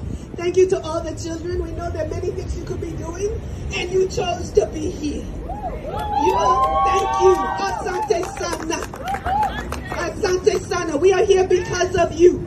And we say shame to all those names that you read of those on Capitol Hill have crippled. Together. You see, there's something so really, really evil about World Bank and IMF when it comes to Africa. It is so evil. When you look at all these banks in this part of the world, when they give loans, even loans to governments here, they ensure that it doesn't pass maybe 2% interest, 1.5% interest. So little interest. But when they give this same loan to Africa, then you'll be hearing 30% interest rates. Interest. And they will never even give them the money at once. Nigeria needs 10 billion to construct power grid to generate electricity. 10 billion. The World Bank would say, oh, okay, we'll give you 10 billion. All right. But we want you to first go and change you need to go and increase the tax on so and so, or change your monetary policy or devalue your currency so and so. Go and float it, and we'll give you the loan. The Mumu African politicians, they will go back to their countries. In order to impress the IMF and all of that, they will do their bidding. Then IMF will now say, from your 10 billion loan agreements, 180 million is ready. 10 billion loan, no. Not even 1 billion, no. 10 billion loan, not even 1 billion out of 10 billion, no. They will start giving them 150 million, 300 million. And every one of these millions they are giving them, right? All this tranche of loan, they are telling them to go and do this. By the time they finally give them up to $5 billion loan, economy to what tank, oti wakana, everybody cool. They won't even give them the money to go and use. They are like loan sharks. They act like they want to help you. And then they will be giving them the money little by little. They won't give them in bulk. No. They will give them little by little that will allow them to be able to steal it. In a single year, they may just give them 2 billion. But before the 2 billion go land, the citizens of Nigeria, for example, Junior Tishebayi, for every tranche of the loan, they give condition. Every tranche, they give condition. You don't know what the conditions are, but you go feel them as you are feeling it right now. IMF, World Bank, man. Anyway, that is where I am going to draw the curtains this afternoon, okay? I am thinking, should we take calls or should we just read our white malice and no phone calls? Whichever one you decide. I'll take a break. So when I come back, that's exactly what we're going to do. I'm just going to see the comment that says, take us or read. But one more thing I need to say to you is, I want to say a big thank you to all of you, my donors, okay? You know, I am raising I'm raising some money now, right? And so far, so good. I have managed, or you have helped me to raise 1,300 pounds sterling, right? And my journey is still like a 2,000 or even more. But 2,000 is my mark. And right now, today is another day, and today is the day 4. I've got 5 days. Tomorrow is the last day to see if I could raise that. Okay. So it is for the Yoruba Union portal. So those who knows Yoruba Union very well, I don't want to keep repeating all of that, okay? But it is the social, cultural Yoruba organization, okay? So, however, we need a platform where we can identify who is who and who is who with us and where, okay? And then we'll be able to mobilize ourselves, mobilize funds, and go tackle what we think we could possibly change in Yoruba land. But it's a long journey.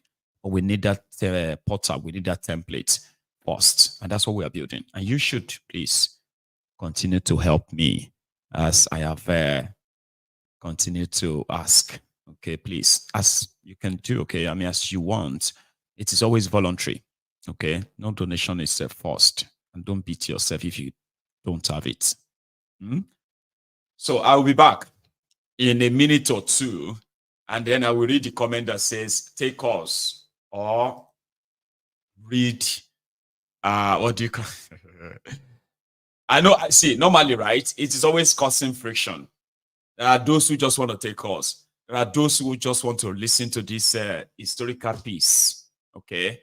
And the problem is that when I don't start early, I always sort of hit more into the hour, and that kind of make us miss the chance of including the reading, and I blame myself for that. But again, I need to ask. So I will be back. Okay. Many are saying take calls, Abby. Maybe we'll take calls, okay? But share this broadcast, okay? Like it if you haven't already, and grab your phone if you want to call in and add your voice.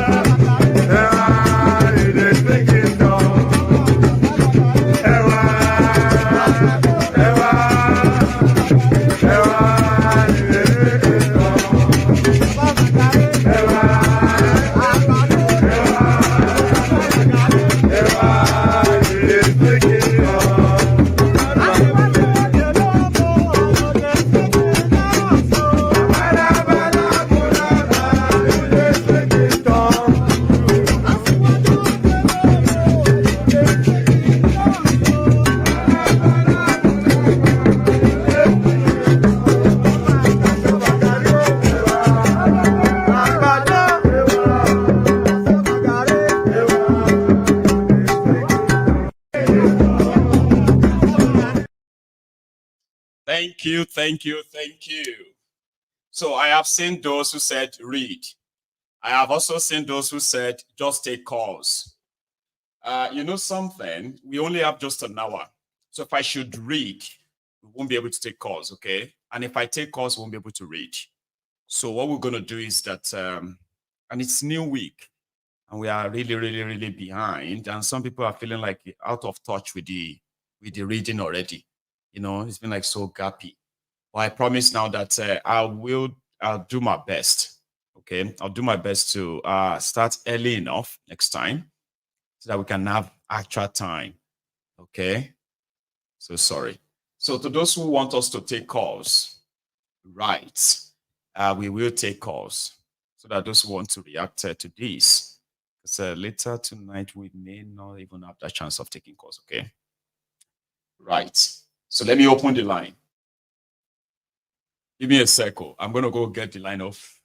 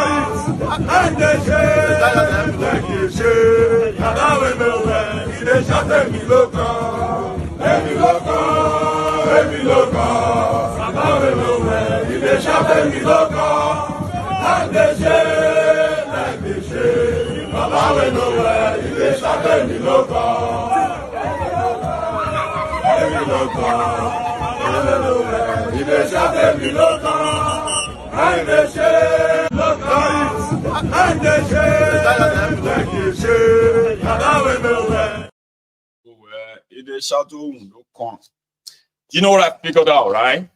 I found out that we didn't even finish the chapter 18 that we were reading last time. We had to stop midway and just, you know.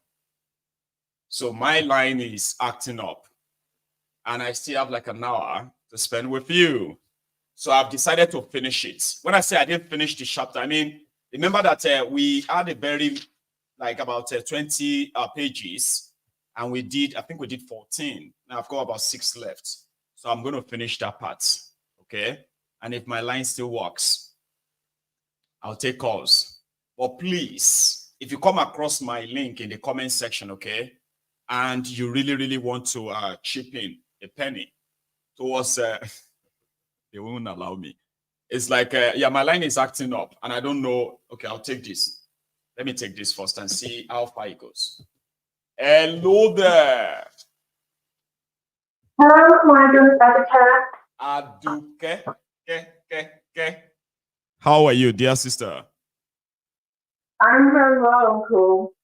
Can you hear me clearly? Say that again, what? Can you hear me clearly, or do I need to change? I've got my hands-free hidden. Oh, is that right? It seems so, sort of a little bit cloudy, kind of like, oh, I could barely hear you. Is it better now? I think it is. Yes? Okay. It should be now. Great. Okay, so I've got 3 points. Let's get into it. Please. Oh, I think the call just dropped there. I told you, I'm having problem with that line. It happens, like, you can easily tell once in a while like that. We just be like, Aduke, you made me put my book down, okay? So what happened is that, let's see if you probably would, you know, you'll be able to get through again before I read. But the moment I start reading it, right, we just have to probably make all those 3 points later tonight when we have that chance. Okay. Right.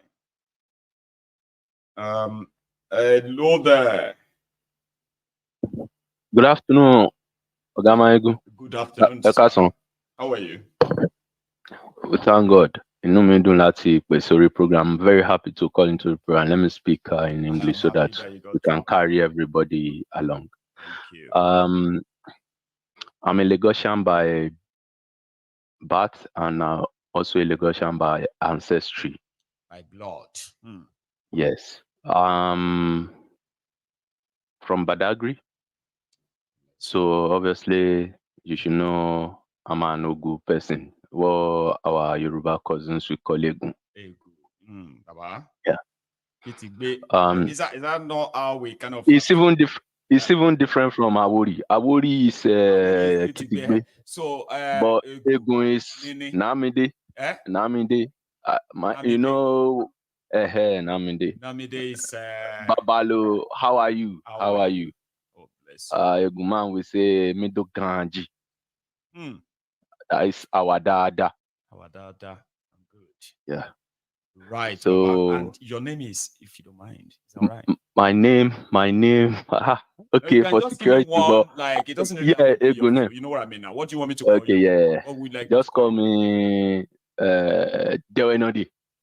Say that again. Dewenodi. Yes. Dewenodi. Grand. Yes. So I'll stick to that then. Rob, you have the floor. Everybody can hear you, please. So Nalagosha be this one though. So when you know the Badagris, people in Badagri, right? And they are also, I mean, I agree, they are also Yorubas, okay? Now, as they are, look at that difference in that, this one is even more than just the accent, okay? So, but they are Lagosians. Somebody from Iraq with G is probably telling somebody like you that he's more Lagosians than you. I'm sorry. Please, go on now. Yeah. You see, when this Dangote issue started, I remember I was still in university then. Some of our communities in that Lekki, they were chased off. This is what normally happens in Lagos. Let's say they want to grab a land. You know, Aworis and Ogu people are normally side by side in terms of land properties. But the problem is we are a minor ethnic group in Lagos. So we are the first people that they would normally scapegoat. Because, you know, before the amalgamation of Nigeria, like how you have the Yorubas in Republic of Benin and some Yorubas in Nigeria. So also, we have some Egun people in Republic of Benin and we have some in Nigeria. So now we fall as a minor ethnic group in Nigeria. We are the first people they first of all scapegoat. And they normally have this saying that they will say, Shegun ni abeyan. Really? Yeah. Shegun ni abeyan. If you say you are Egun, one in pe Egun sheyan. And if you say you are Egun, you are Eyan, they will say Eyan kin Shegun. It's a slur that they normally use. Yeah. It's a slur they normally use on us, you know. Is that also the slur where this Talumegun wa? Exactly, thank you. Do you know I've actually used that, hoping that it was just like a normal banter? No. It's a slur against us. I am so sorry. It's a slur against us. And I'm glad everybody can hear us now. Okay? Yeah, it's a slur. These little things that some of us just take for granted and be like, you know what I mean? Yeah.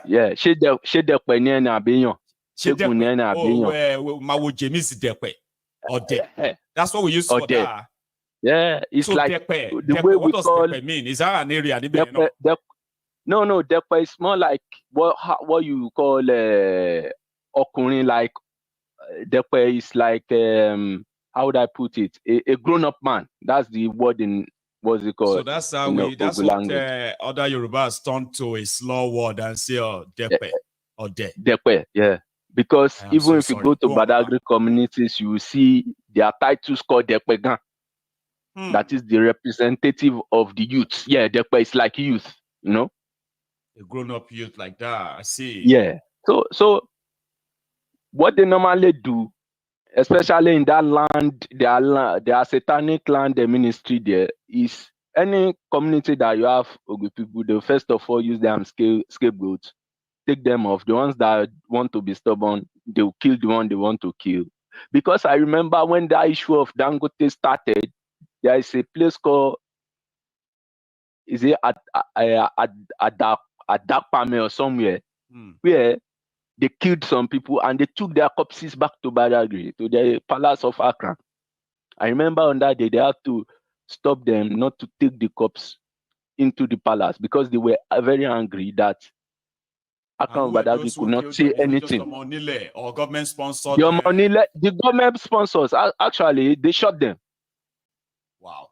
They were shot, and they will move them away. The same thing normally happens in Makoko area too.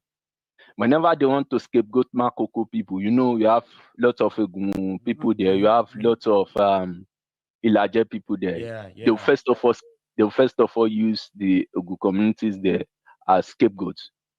So now, I think this is where our Wuri cousins need to come out and let's be, fair on each other. How do I mean? The fact that they've scapegoated some your cousin, because we also intermarry, you know, we intermarry. They will now pay some of the bales or kings who are Wuris. They just pay them already. They've already scapegoated part of people who have the land, and they will easily withdraw. So when you say scapegoating them, is it like they blackmail them into threatening them? The ones they will kill, they will kill. Yeah, the one they will say they are not Lagosians. They will kill you like others. Wow. Exactly, you know.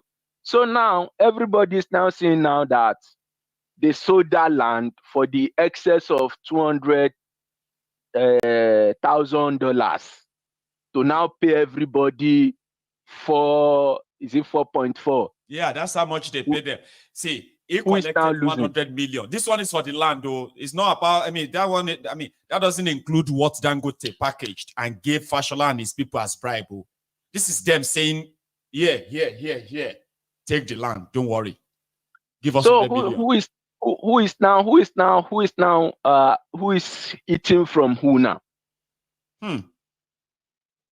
Because of the little change we want to collect from these people who, sadly, if not that we don't want to be xenophobic, the ancestry, they don't have what we call Agbole in Lagos. Me, I have my own Agbole. That you can take anybody to and say Agbole, anybody my forefathers, the father. This way my forefathers are. Exactly. But it is what it is. Until the Aboris, the Jebus, and the Ogu people come together to fix that Lagos, this is what we'll be seeing year in, year out. Year in, year out. Wow. I remember one incident, right? Sometimes in 2007, I don't know if you remember this, right? Yes. Fashola was campaigning in, this Lekki area too, where they collected the land that they wanted to build a general hospital. Remember? Yes. That land is now used for golf course now, owned by one of Tinubu's. That's what they do.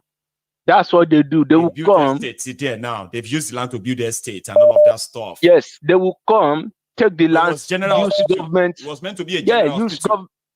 They will use government. Laws to tell them that they want to use the land for government development. By the time you go into the Gazette, you see that they've sold all those properties for themselves. And that's how we are here. They are talking about Abi. They did not build any Lagos. All the Lagos they've been doing is more of chasing people off their land, especially of the people along that Lagos Lagoon area. That's what they normally do. Community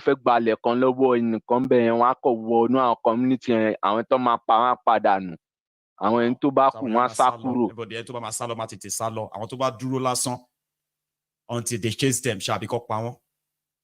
And what do you expect them to do? I think life is more important. But the problem is, with this way we are normally stuck in Lagos. If a Lagosian wants to talk, somebody who maybe a Yoruba, I'm not accusing Yoruba, freely. Don't hold it back, okay? Yeah. But it's just that you are not using blanket statement. Don't you say some to make yourself okay? Speak freely, please. What we have is some of our Yoruba brothers who their fathers have come to Lagos maybe in now second generation in Lagos, because they don't understand the complexity of how Lagos is, they will be supporting them. I remember there was a time I went to the ministry for my indigenship. This guy was telling me, am I a Nigerian or from Republic of Benin? You know what I told him? I told him, is he your forefather that created Nigeria or Republic of Benin? That was the answer I gave him. Is he your forefather that created Nigeria or Republic of Benin you are talking? That before your empire and the Daume Wahala. Talking about this discrimination, I mean, it's pretty much it's not obvious. I mean, let me give you an example, right? Let me give you an example, Baba.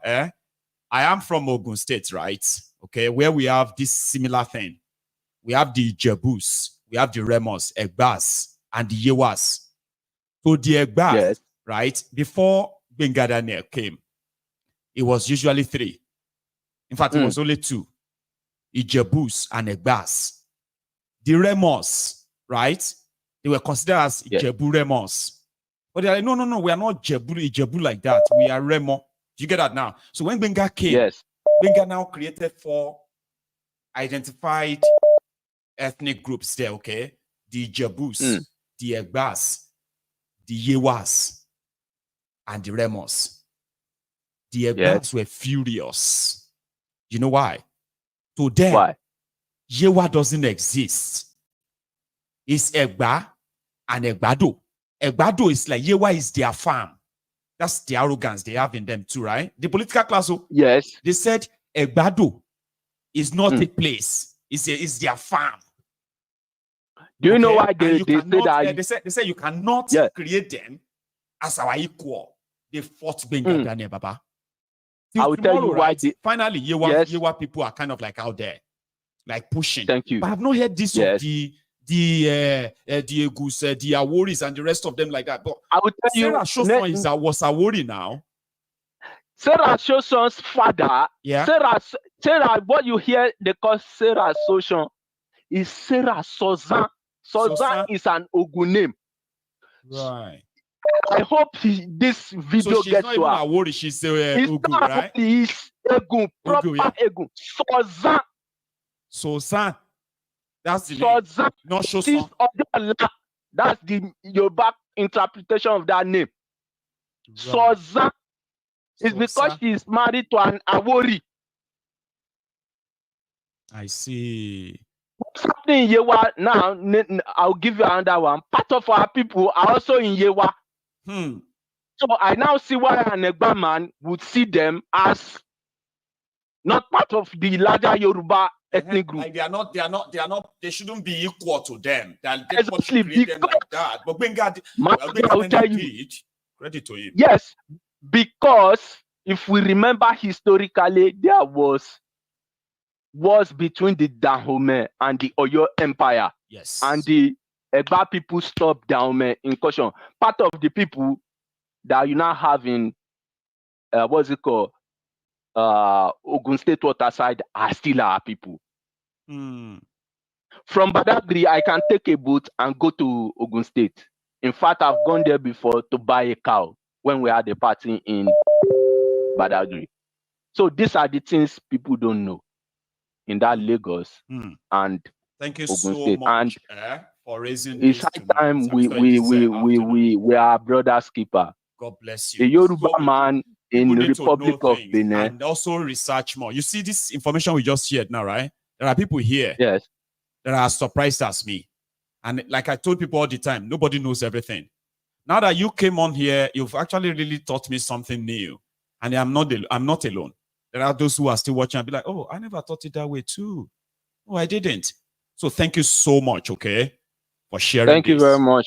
You, on a final note, we have our people who are in Nigeria. We have our people who are in Republic of Benin. We have Yorubas in Nigeria. We have Yorubas in Republic of Benin. And nobody discriminates against the Yorubas in Republic of Benin. Why discriminate against your cousins who we have intermarried and shared historical semblance together? over the century just because of some crazy people, politicians, want to politicians did eat this. from us. That's the truth. They did. Thank you very much, Maiyegun. God bless you, sir. Yeah. God bless you. So Thank much. you. You have a good one, all right? But that's a brilliant one. That's one beautiful thing about this platform, okay? You just don't know what is going to surprise you or who is going to surprise you. You will learn every step of the way. And now I know better. I do. And in fact, it is more or less like we should. Even more people like yourself should speak up. A lot of us who are Yorubas, there are so many things we don't know about Yoruba land. There are so many things that they have used politics, okay, to ingrain into our medulla oblongata to make us feel like it's normal. There are many things they have hidden away from us. They did not want us to see or see the picture. We just have to find them. We just have to. And by the time you find them, you'll be so surprised at how evil those we call the leaders of Yoruba land have been. And selfish too. Divisive. Hello. Hello, Maiyegun. Good afternoon. Good afternoon, ma'am. How are you? I'm fine, thank you. Let me not give my name again, Maiyegun. I've given it once. That's fine. I mean, I'm cool with that. It's just that sometimes, anyway, we'll leave it at that way. So, let's leave it at that, Maiyegun. What do you have for us? Yeah. Okay. Let me speak to your topic on on Dangote. Please. And because I listened to your other broadcast where you quoted from what Uncle Dele Farutimi said, on Sunday. I listened to his broadcast on Sunday. You see, I'm going to speak both for and against for Dangote. Dangote, for all we say that, Dangote is in this, he has monopoly, in that he has monopoly. To be fair, is it really a monopoly, or rather the growls of the ordinary Nigerian against Dangote, especially people from the southeast of Nigeria, is not just people from the southeast, but even BUA group has had issues with him. It's a case of he's been close. Who have had their legs in fire just because of their business interest that crosses that part of Dangote, you mean, right? Yes. So the people he has he involved himself in certain things that has given him an upper hand in the business climate? Yes. For example, people are upset that he got a license for cement and Ibeto did not. Is this something that happens elsewhere? Yes, even in Britain, unfortunately. During COVID, we saw a Scottish woman who is a donor to the Conservative Party get a 10 billion, or is it 10 or 11 billion pound PPE contract. She's never been involved in anything to do with PPE. She's from Scotland. She knows nothing to do. And a lot of people were upset because there are small and medium scale businesses who have supplied, who PPE is their business. And the painful thing is some of those PPEs ended up being condemned because they were not the right spec. The NHS could not use them. 10 billion pounds washed down the drain. But let's put the issues that people like BUA have with Dangote, Ibeto had with Dangote. Dangote was wise through the years to stay close to power, to all the political machinery of parties across the divide. And businessmen I'm really jealous of, including me. It is business. Businessmen all over the world, they all do it. Especially when you are when your business involves government licensing. A certain percentage of your profit goes into what they call lobbying. And that is what I say to I'm not Igbo. This is what I say to some of my friends who are Igbo. And I've said it even in 2019. I said it. When you are in a business that involves licensing of some sort, using the ports, have the sense to put a certain percentage of your profit towards licensing. The Jews do it very well. That is so. Look at the current Labour Party. More than 10% of the newly elected MPs are members of Friends for Jewish Friends for Labour. Lobby for your interests. It is a part of life. I have learned it. I don't argue with it. In the Bible, I don't know of the Quran, but in the Bible, people lobby for their interests. It's part of life. Jesus Christ talks, say, let me break it down, that the children of this world are wiser in dealing with their own than the children of light. When he told that parable, he said that a certain man was like a chief operating officer for his boss. People were owing his boss money. When the man watched the body language of his boss and saw that his boss was going to fire him, the Bible says that he was too proud to work. In other words, he has been a CEO. He cannot go to DWP to go and claim universal credits. Let's put it that way. So the man told himself, oh boy, I took big pass to go claim benefits. What did he do? He went to meet all the people who were owing his master and say, you are owing him 100 shekels of silver. Reduce it to 80. Cancel it, write 80. You cancel your 70, write 50. When he finished, he reduced all their debts. Jesus Christ, instead of condemning that man and call him corrupt, he said the man used mammon, that is, the Bible called it uncommon, unrighteous mammon, to build friends, to build connections on the earth. Maiyegun, in this England where I work, so the last job I did, now I see what they call politics. The higher you go, the less emotional life becomes. I was very pained when I got let go from that job, but it was, and I did extremely well. The commendation was top notch. Every corner there was commendation, but I was still let go from the job. Why? I didn't understand the politics. Me, it's either you learn or you will be dealt with in life. I felt so pain. There's one thing, I was like one of only 2 black faces on that job. Massive job, good pay, fantastic pay. But you didn't play your card right. You don't know politics. No. Not one day did I call it racism. I did not call it racism because everybody that interviewed me before, they were white when they gave me the job. So learn the lesson. So I told myself, I cleaned my eye. I sat down and I told myself, Maiyegun, the one I'm going into, if I don't learn that lesson, the one with at the end and the same thing, the money can't high past that other one. You get if I don't learn that lesson, the last one, you should be better in this. So I must focus and learn my lesson. Because if you don't learn the lesson, you will take the exams of life over and over again. I agree that Igbos are marginalized, but okay, what is happening to BUA that Dangote dealt with him too? Is it marginalization? Are they not both Arewa? Yeah. See, everything is not racism, just that everything is not tribalism. Let us put that to one side. It is cold outside. Lobbying is a part of life. Lobbying is a part of life. It's either you learn the lesson, I am a black person, how do I survive in white spaces? And I must tell myself. So let's pack that one to one corner. Dangote there is hardly any socialite party on Saturday in the Southwest that you don't see Dangote attending. That is part of his lobbying. So let us put that one to one side.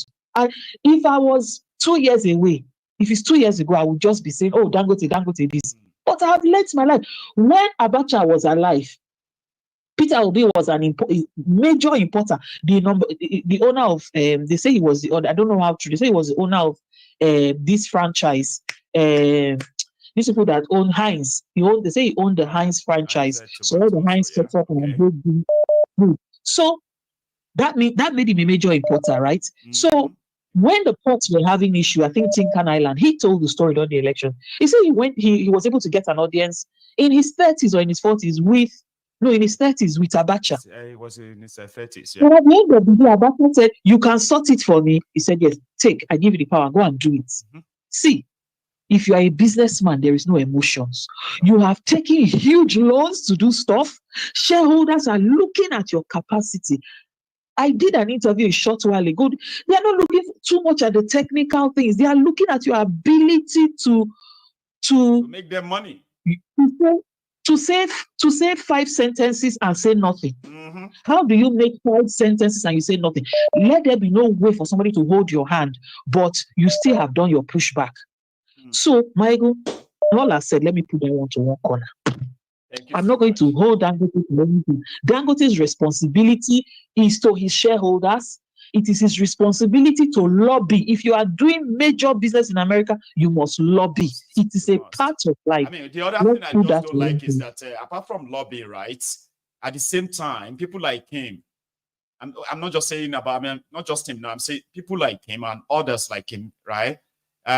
They should possibly be making their own political stand actually public now. If they indeed, because you know something, man, right? The likes of Tinubu, these are like mafiascos, like mafias, right? So the way they come for things, they come in an aggressive way that's I'm coming to that point now, Maiyegun. Right. I'm coming to that point. Sorry I took too much time to set the stage, but I'm coming to that point.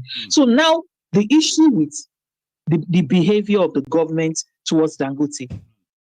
Listen, Tinubu's government is making a very big mistake by fighting Dangote. And I don't think they know. They are making the biggest mistake of their government by fighting Dangote. Maiyegun, let me tell you something. Once an American business gets to a certain stage, when that business runs into trouble abroad, America takes it as it's like an attack on America. Absolutely. Look at the issue that Amazon had in France. Look at the issue Amazon has faced in the UK. The American government begins to take it as if it's almost like a part of their foreign policy. There is a point, a business gets to a point of a behemoth. America begins to protect the competitiveness of that company abroad. Let us look at electric cars. China is busy making this their bed, is it BYD or something, electric vehicles, competing like mad in the market. An American government's position is they will block Chinese electric vehicles from coming into America at a certain volume. Why? Because they want to protect Tesla. Tesla that they've been actually build. I mean, you know, part of the money Tesla runs on comes from the American Treasury, so they can't let that waste. Subsidies. It's called subsidies. You want your company to be economically viable and competitive on the market. Yes. It's called subsidy. When an American there was a year that an American company was going to take over a French behemoth. And I'm talking of ordinary companies, massive companies valued at over 10, 20, 30, $50 billion. Once you become that kind of a conglomerate, you are accounting for close to 5 to 10% of GDP. You don't throw away such a company. I don't care how the person got there. I don't have emotions when it comes to national unity and cost of governance. I don't have emotions. There shouldn't be. Danone, because I'm thinking of the people you are employing. I'm not a Dangote fan. Let us put that one aside. I don't agree with his underhanded method, but let's put that aside. There is a French food manufacturer called Danone, Danone. You see their adverts on TV in the UK. They end with Danone. They sell like different things, yogurt and other things. It's a massive behemoth, a massive employer in France. Do you know an American company went into what they call a hostile takeover through the stock to buy majority of their stocks so they could take them over? The French people and the French government say, no, it is a matter of national security. We will not let you buy it. This is a French identity. It's a family-owned business. Family-owned. It's become a national asset now that must be protected. It's become a national asset. There's a French company in the UK called Sodexo, Sodexo. They are into massive facility maintenance across NHS sites and everything. Family-owned French company, but they are such a massive behemoth in over 21 countries. Guess what? it has become a national asset for the French government. In America, there is a law. There is a certain section of the law in America that says when a certain company passes a certain valuation in America, it becomes a national asset to be protected. Must be. Do you understand my point? And this is what that of Nigeria. This is the major. When we look at this Dangote, right? It is the major individual investment ever in Nigeria history. There is none before or even after it. See, Maiyegun, I stood here and I said I won't say my name. A few years ago, 2014, Nigerian Customs came to do a presentation at Park Lane in London. I attended the presentation. They were trying to woo investors. When Customs, all of them, they finished their presentation, I got up and I said something. I said to the investors in the room, I said, invest in Nigeria at your own peril where there's no rule of law. They look me that day, they won't enter ground. What are you saying? What are you doing? Invest in people are here slagging me off on the chat line. Me, I went in person to the place where the DG of Customs was in Park Lane. I stood up. When I finished, somebody said they want to interview. I said, don't interview me. I walked away. Nigerians must learn to speak what you need to speak. There are no emotions. I'm not from the north. Do you know how many people Dangote is employing? Do you know the downstream of people companies that will be servicing companies to the main company? I told those investors, you better not put your money in Nigeria under this climate. And this Escobar man who has not built all the money that Escobar has stolen from Nigeria, has he invested a dime in Nigeria? No, it's just take over, own it, get it, take it. That's all it does. You never created anything. You know the painful thing? If they take this company from Dangote, like he says they should come and buy it, they can't run it. It's a behemoth. They cannot. People are just slagging Dangote off. See, bring 10 of your investors who bring 10 businessmen in Nigeria who are worth 10 billion and hand over Dangote Refinery. In 3 years, they will run it aground. You think it is a joke? You think it is a joke to run those behemoths? Don't give a damn about that place. It's unfortunate. Forget all these emotions. This company must be protected. What Escobar? We all know how much of Nigeria money is in it. I said it too. I said I want this refinery to work. Forget about other things. It has to. It must work. If NNPC buys it, NNPC will run it aground. Shebi, you know, if NNPC buys it, they will steal it to the death. Yes, now they will steal it in parts so that they can have a budget to write every year about it. Please let me round up on this. See, you live in the UK, I live in the UK. Yes, ma'am. The public water companies were sold to private sector. They've run it aground. They are currently looking for government to come and bail the water company back. Water bill is guaranteed money. They have no competitor. Full monopoly, no competitor. Yet they've run Seven Trent, which I don't know. Sorry, I don't think Seven Trent. They've run one of the water companies. About 2 or 3 need bailout from the government. That is number one. Number two, you are in the UK. Look at the post office that was sold. They've run it aground. They are looking for a Czech billionaire to come and buy it. That is number two. Let's begin to go all across. Look at British Rail that was sold to private sector. Everybody is saying that you see all the polls during the elections. The whole public is saying, buy it back bring it into public service. See, look at Dangote. You see the stress you see on him. Many people, see, there are jobs that I see, I don't apply. Because when you ask, the person before this person, where the person? He had a stroke. The person before that person, the person who was doing the job too before that person, he has a stroke. It isn't a moi moi. Then you know, say that. Thank you 2-3 people. The CEO is dead. He had a heart attack. You think the stress you see that got there? It's not Tinubu that is making him stressful. It's shareholders' funds. Why do you think Peter Obi refused to invest in Nigeria? Why? See, Maiyegun, let me say one sentence before I end.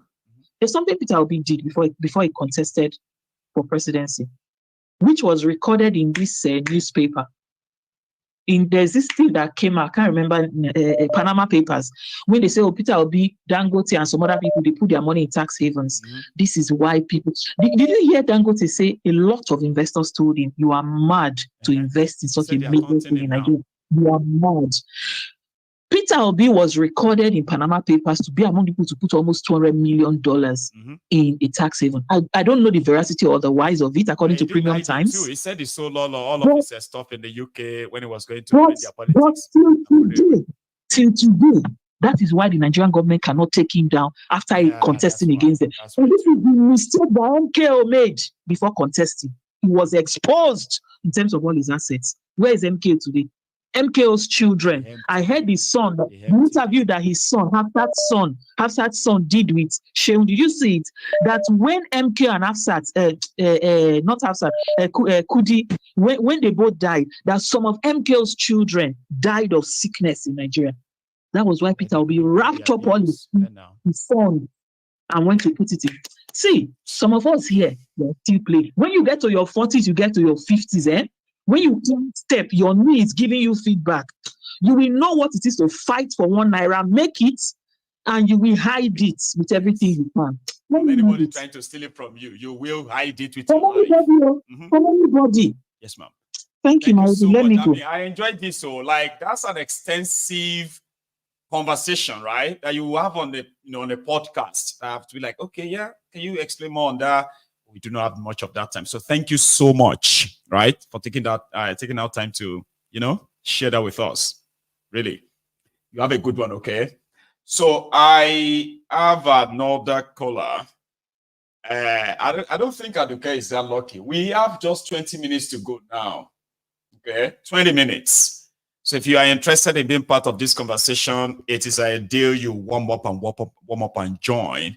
So hang on, let me go check if I have if I hear anything from give me a second, from my donors. So I have a caller though. Hello there. Hello, Maiyegun. Good afternoon. Oh, good afternoon to you. Our lady, Charm, how are you today? I'm fine, thank you. Thank you so much. Like I said, I'm always going to say thank you for the work that you do. And I really appreciate what you do here. Thank you. Today wasn't one of those days I was looking to call.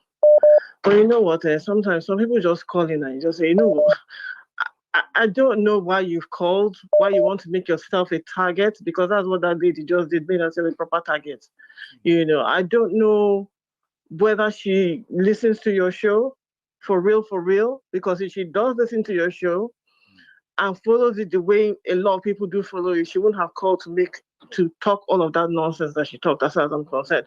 Well, not wholly nonsense, but mostly nonsense regarding Dangote. You should remember the rule, Charm. I don't approve of that. You understand? Okay, let me not say you disagree with her. You get what I mean? Okay, let me say I disagree with her. I apologize. Yeah, so I disagree. I disagree with. You are not new here yourself, so you get what I mean. Somebody else is going to also call in, possibly disagree with you, and I would never want them to say anything like that. Yeah, that's what I said. I did correct myself, but in any case, I do. Let me just put it this way: not nonsense, but I strongly disagree. And then you disagree with.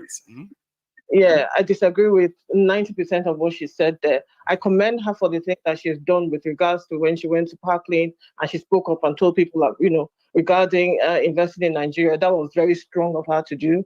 But with regards to Dangote and that's submitting that, okay, it's because people don't know how to lobby, because you have to be able to lobby and this and that and the other. I think you really, really don't underestimate the Nigerian problem, and the problem of certain tribes, existing in that entity. You can't just put it down to, you can't just chalk it up to people not knowing how to play the game. First of all, if you want to play a game, you have to be invited to play that game. You have to be able to come into the room where that game is being played. You don't tell the people who have been excluded and who continue to be excluded, right, that they don't know how to play the game because they don't understand how, that in politics and things like that, you have to lobby. We haven't gotten to that point where, the UK, you have people who are professional lobbyists and they lobby and they do all of that. We're not yet there. We're not there as a government. We're not there as a society. Okay, so to apply all of that to Nigeria is like apples and oranges. You just can't. You understand where I'm coming from? Now, again, you've talked extensively, even from Sunday, regarding Dangote, the genesis of his business. And this is not because you said it. I've had people who worked in GT Bank, who were account managers for Ibeto and everything. So if they tell you what this person went through because of Dangote and how Dangote destroyed that man's, ability to run his business, all because he wanted a monopoly, right? You won't come on this platform and say things like that. I mean, Okay, there's there are people actually a who are, documentary on it. For anybody interested, you can check YouTube, Ibeto Cement, and now Dangote, something like that. Shaya, it's on YouTube. It was a sad on story. YouTube. So it's not you or me pulling stories out of our asses about about something like that. This is documented. This is factual. So you can't come on a platform like this and say, talk about how you have to be wise and everything. Yes, we know we have to be wise. We know we have to be. We have to be able to play some sort of game at the end of the day. How do you play smart with people that have institutionalized sort of tribalism against you? How do you work that out? I get your point. Yeah. It's like how do you play a game? You are already a target. And you're already a target. Stop making yourself look like you are a victim. I'm not saying I'm a victim. Exactly. You can see it in your system. I'm not the one saying I'm a victim. Look at how your system. I get that. It's like saying, oh, stop saying that you're being marginalized. Stop. Actually, we are being marginalized. There is a marginalization to a degree. So it's been institutionalized. Exactly. It's been institutionalized. You see it even in when they want to make their ministers. You see it in when they want to make appointments, and you see it everywhere. So you just can't come on the platform deny it and then don't minimize it. Again, you compare US, America, UK with what is obtainable in Nigeria. That would be totally off. No. Exactly. You can't minimize it. You can't minimize people's day-to-day, the things, their experience, their lived experience, and put it down to, you need to learn how to play the game. Like she talked about, I understand how that make you feel. I actually got you to call it now. I think I get it now. Yeah, when people want to advise, I think I've said that on this platform before as well, Charm, right? That whenever we want to offer advice, and we begin to kind of say, I'm advising this, I'm advising that, and then it comes to the eastern part of Nigeria. There are some things that we must, factors that we must kind of put in mind, that there is an institutionalized, if it is in America, you say an institutionalized racism profiling against the Igbos. And that's a different conversation entirely when you want to talk about others. So we should not acknowledge that. So, Charm, I get your point. Exactly. But please don't say people talking nonsense next time, please, okay? But please, exactly. Like I said, ma'am, go on. Like I said, even when I said that, I thought about it, and I did even before you said, "Oh, okay, you shouldn't talk." But I think I get where you're coming from now. Like, oh my God, what is she saying? How could she be talking as if to say the Igbos just deliberately don't want to do anything or this or that, or we just ignoring the obvious? I get ignoring the obvious, or we just wanted to fold our arms and we're being killed or being excluded and things like that.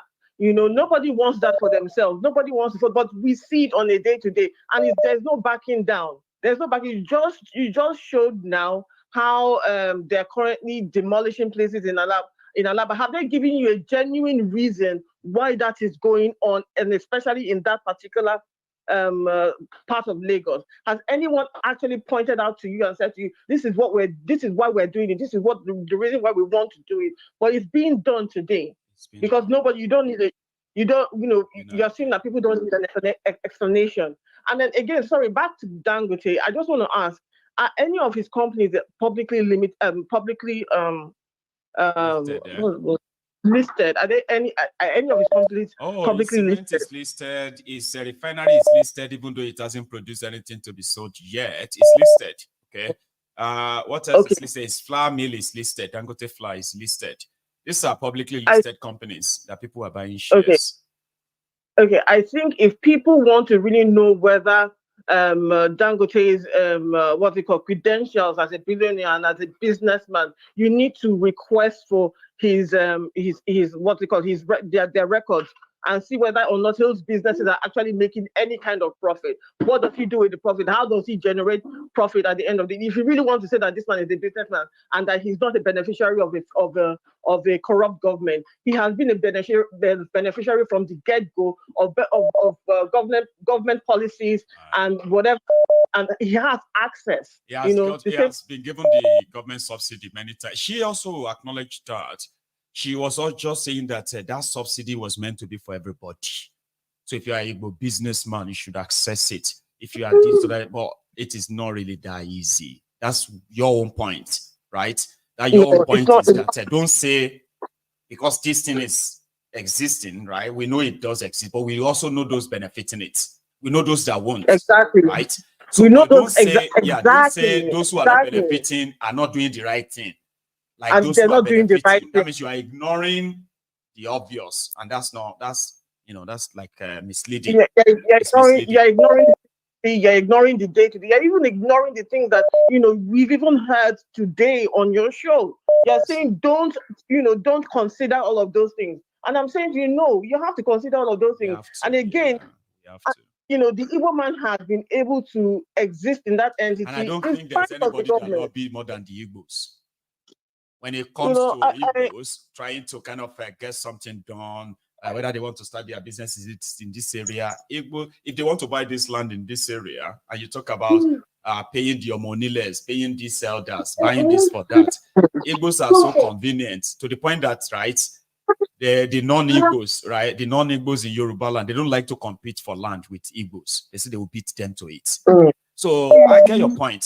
So when you are deliberately institutionalized racism against you, there's nothing you can do. There's no how smart you are. They will still get you.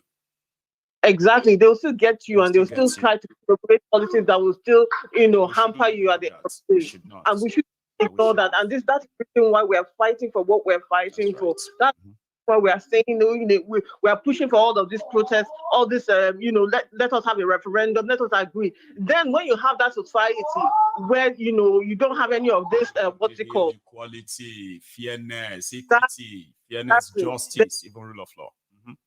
Exactly. Then you can talk to me about lobbying. You can talk to me about, using the ways of the smarts of the world to get around certain things. Then we can have that conversation. But for now, let us tell ourselves the truth. We have a big problem, and you come in and saying, okay, let's minimize that problem and highlight this other thing. No, I don't think it's fair, and I think that's the only thing I wanted to point out today. Thank you, Charm. Right?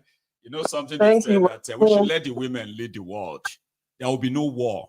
Only just a few countries who are not talking to themselves. You know what I mean? All right, bless you. So that's some brilliant stuff. Okay. So women are very good in leading. So they say that if we want the world to be better, let the women lead it. Okay, you will never see any war. Just some few countries who don't talk to one another. So I don't talk to. German Chancellor. When last did you see the French president? Say no, I don't talk to her. I don't talk to her. We don't talk to French. And the French will be like, we too, we don't talk to Germans. Here, hello. Hello, Maiyegun. Hello, sir. How are you? Yeah, good evening. My name is Chooks. I'm calling from United Kingdom. Bless you, Sir Chooks. And this is my own name, Maiyegun, and you are welcome to the Temple of Truth. How are you, sir? Yes. When we talk about Dangote, people might not understand why Nigerians are angry. There's a lot of business. What is going on within Dangote's environment is going on everywhere in the world, and I agree with that. Yeah. You lobby, right? Not just you lobby. You put your money there. Sometimes you as well. Put your money into the politics too to put publicly support. Yeah, not sometimes. Choice. You have to. That's you have to. World, it's not sometimes.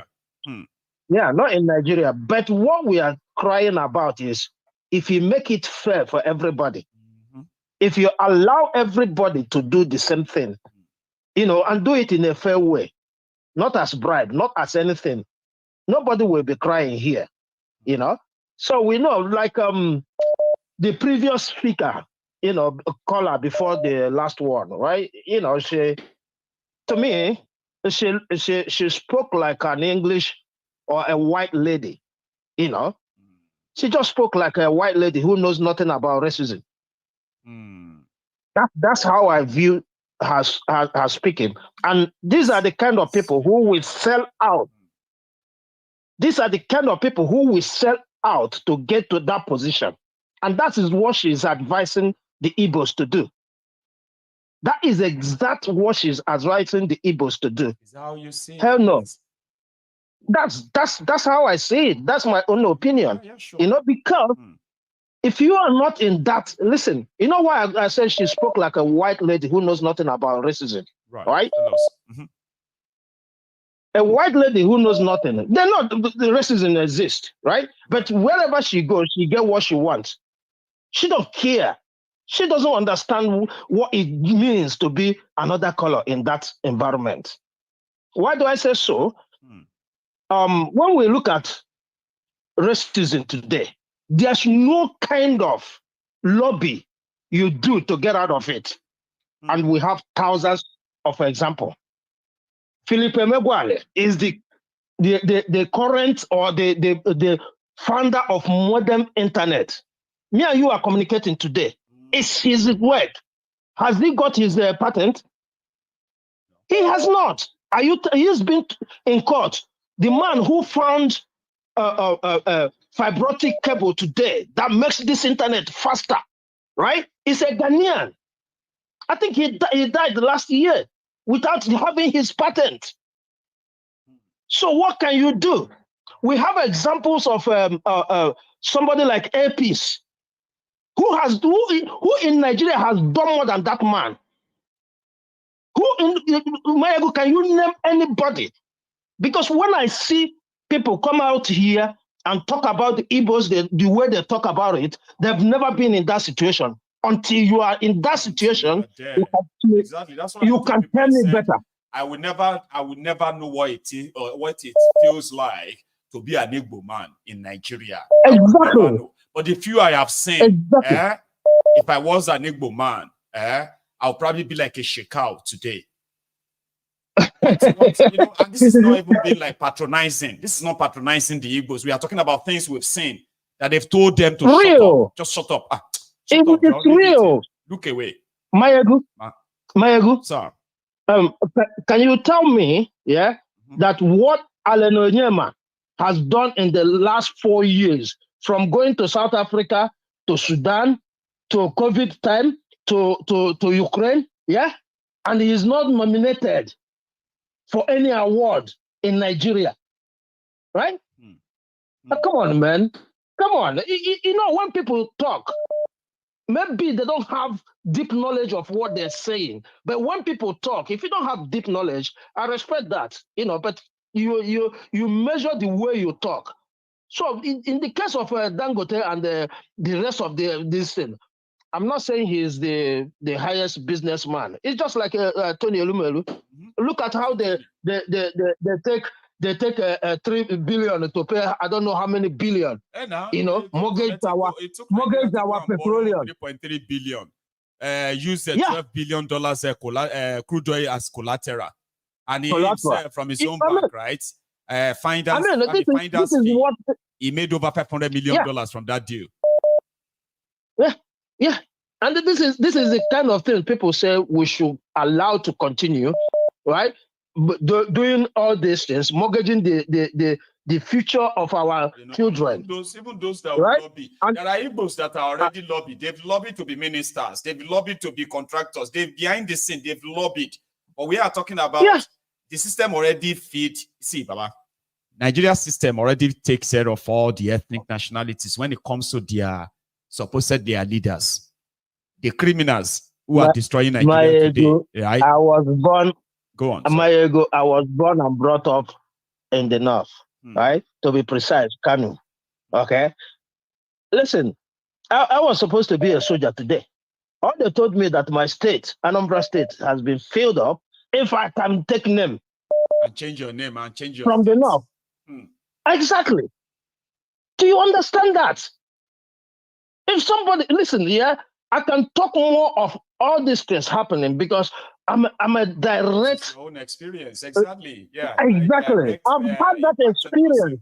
Do you know what it means? Something you love, right? This Idris Abdul Karim, right? And he went to my own school. I met him in Lagos years ago, I think in 1998 or 99, right? Because he was my most senior brother here. They are the same state. He is a friend to my senior brother, right? So I met him and we chatted a lot. So imagine you growing up, love the military, and you want to be there because that's where I schooled. Okay? And somebody did because of where you come from and say you cannot be. Today I'm in abroad. Why would I be in abroad? For what? For what?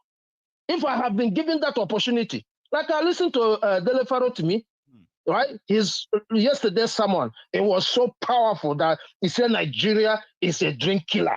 Honestly. That's what it is. So anybody having doubt or coming here to compare the West and the we is making a mistake.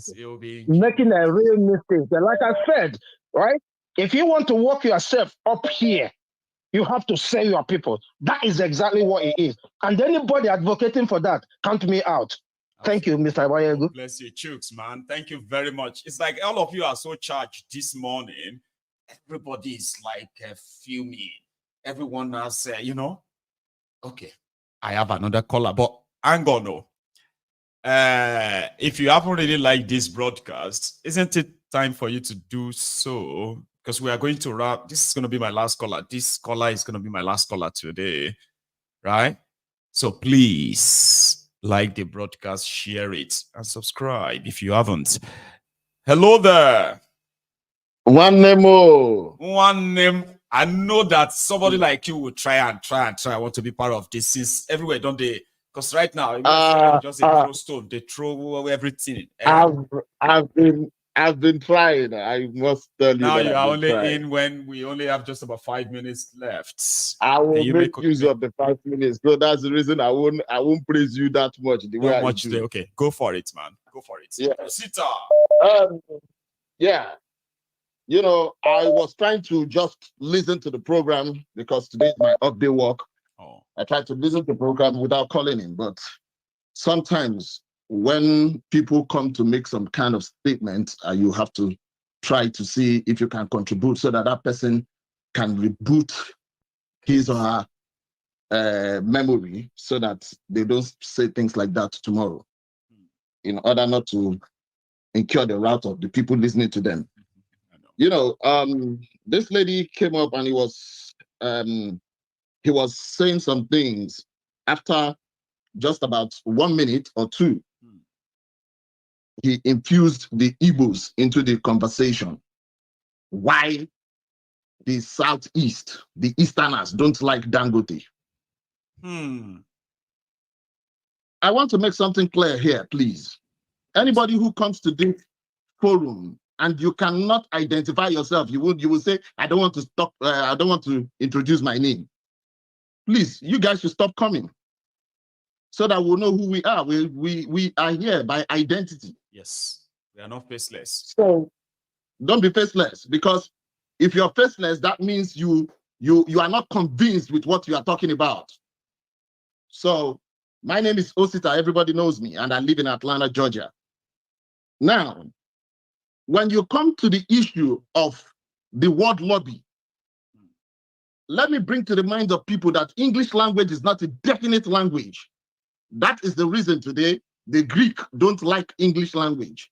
They will tell you it's not a definite language. The word lobby, they made it to look sexy. There is no difference between that word lobby and bribery. Bribery. In the African context, the white man is going to tell you that the black man, the Africans, they bribe. But in their own case, they call it lobby. That is the reason the progressives in the United States, they are asking to take money out of politics. These things they say, donors, donors, donors. Those donors, they call themselves lobbyists. But in my own African context, that is bribery. Bribery. That is the thing that is causing the problem. All over the Western world, what you have is top 1% that are rich. The rest, they don't want to call it lower class, they call it middle class. The rest are the middle class who cannot even afford to save $5,000 in a year from the work they do. And you call it lobby, but in Africa it's bribery. When things go bad in Africa, they will tell you it is corruption. In their own case, they call it scandal to make it look sexy. But I'm going to let somebody understand that the thing they call antitrust, everybody knew the case of Microsoft. That was monopoly. Monopoly is a universal thing. Is it nice in America when you listen to some people talk? Is it nice in America that a certain kind of grants, business subsidies were given to Tesla to the detriment of the thousands of people who want to produce electric vehicles? Is it right? It's not right. No. It is monopoly. Some top men, some big wigs, they have their money in that company that you are looking at. Yes. It is a crime against humanity. But in America here. Your capitalized America, though. Yes, it's normalized in a capitalist society. And maybe you remember the day I spoke something about capitalism, that no society in the world will grow with capitalism. And that is what is happening in Africa. Because Africans, we are looking up to the West, thinking that capitalism is the best thing for us. But the socialist Americans, when you listen to them, Bernie Sanders, as far as I live in this country, he's the greatest of all politicians that I've ever seen. Socialism, what it does, what it brings to a nation is that it helps everybody to feel the vibes, the good vibes of the economy, of the society, not capitalism. So the problem with whosoever that made that started that statement is that instead of you should come out openly and say that you are an APC member, but you are just diverting from one point to the other, from one point to the other, trying to be correct, to be politically correct or economically correct. I am still positive, right, Osita, that that my caller actually meant no harm, okay? But you see, sometimes when a message is to be delivered, right, and you know, the delivery, so to say, okay, could be what will put you in more trouble. That if you have a chance of explaining yourself, then it will be like, no, next time don't talk like that. Then we thought you are this or that, okay? But, yeah, you are correct. You know one thing, right? I'm happy that we have a platform where even if Maiyegun says something that people disagree with, you pick up your phone and call in and say, Maiyegun, I disagree with that one that you said. Yes, I'm not attacking her. So we I'm not attacking her. You very well. I've never attacked her. Yeah, I've never attacked her. The only thing I'm doing is that I'm just saying I'm appreciating. I'm saying I appreciate the fact that I'm trying to correct a lot of things here. Go on, sorry. Because if you look at it, everything that was mentioned there, I'll be the last person. I was born and brought up in Ikeja. I know. Bemisola Hospital. I understand what it means living in a place that is not your own and accepting those people. I've accepted. I've never been, even most of the times when you're giving your message on this Dangote issue. Believe me, I'm one of the person that used to say to myself that I know this guy is the bad guy, but then all his investment is mostly in Nigeria where people can get jobs. I have said something about Shinawatra, the former prime minister of Indonesia, I can't remember, what he told his people. He said, I do not care if you embezzle public funds, but where you will have problem with me is when you take that money outside. So go and keep it outside instead of building industry, infrastructures here in this place. And that was what they did. So God bless you. I really appreciate Dangote. When I was a little boy, I used to hear Dangote. I used to say, oh, at least, because the place where I used to live before, there's a hotel in the front of it where he used to have some programs for people who are coming into his company. I used to be happy. But then, it's not enough. No, I mean, when you look at all the components of war actually, started this, not even just the monopolistic, whatever they accuse him of, okay? We are talking about his involvement with different governments, right? Not to really better the economy per se, but to better his own economy. Now, those people are the ones coming for him now, right? And it seems like the chicken has come home to roost. Osita, my time is up. So in one note, anytime we want to talk about Nigeria, let us know that we are talking about a whole Nigeria. Yeah. Everybody is into this nonsense. Everybody is into this rubbish. Everybody is into this suffering and hunger. So that is the reason whenever we are talking about it, do not come up here and say the Igbo. Do not come here and say the Yoruba. I've said it many times. Nobody should come here and say, I want to advise my... Come on, you will ruin everything you want to say. You will ruin everything. You will ruin everything. No, Igbos doesn't need your advice, okay? And that is why don't even advise them in that context. In a context where they are talking about what is being done to them, and then you come around and say, I have an advice for my... Don't do it. I've said it many times, but, I can't quote what people say. And please, one last thing.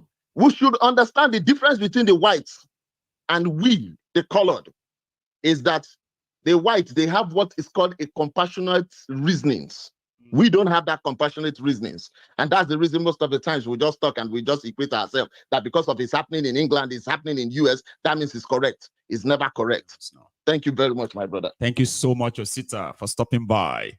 Ladies and gentlemen, that is the end of the brunch time with Maiyegun. Thanks a lot to you all. Okay. Maybe I should let... This is so unfair. Aduke, is that you? Hey, oh my God. Hey, what you guys are doing right now is that you are tying me down that I could miss tonight. Can you use... No, you can't make those 3 points tonight. No? No, this call is not even about my original point now. This is about what has just taken place. Right. Uncle Michael, what we have just experienced is what you call the ecosystem of society. This is what I've been saying. One group of people does not understand the challenge of the other group. Because there's no integration. So the lovely auntie who went to Park Lane, auntie, take me to Park Lane next time. I want to come to Park Lane. The lovely auntie who went to Park Lane, who works, in a corporate company, she said she got to the top and, now she knows what she has to do. Her perspective is because she doesn't integrate with other people from a lower perspective. Yes. You see, and this is what happens in Nigeria. This is why the issue of Nigeria is information integration. Hey, see English. Information integration. There's some great key points that Auntie said. Yes. Right? She made some great points. But however, the other group of people, they also have some great points. Now, what we need to do is infuse information and not be ripping each other like this is what the government wants us to do. They want us to be attacking each other rather than saying, hey, well, I'm not accustomed to what you're saying, but let me hear more. Let me hear more. So this divide is the real issue. The divide is not Igbo, Yoruba, Hausa. That's not even the issue is the divide of perspective and information. It is becoming more and more obvious now, more pronounced. It's obvious. I wanted to say that. My other point, I'll call tonight, Uncle Maiyegun. I love you. Talk to you soon. Bye. You have a good one. So you've made one out of the 3 points. We'll have a chance there later this evening, okay? Hopefully, you would be able to get in, okay? Have a good one there yourself, Duke, and to everyone else, thank you. I'm going to see you later. And if you don't see me later, don't blame me or blame those who helped me back. And there's going to be a replay from last night. If you miss it, you can catch up on that, okay? Until later this evening. Good afternoon.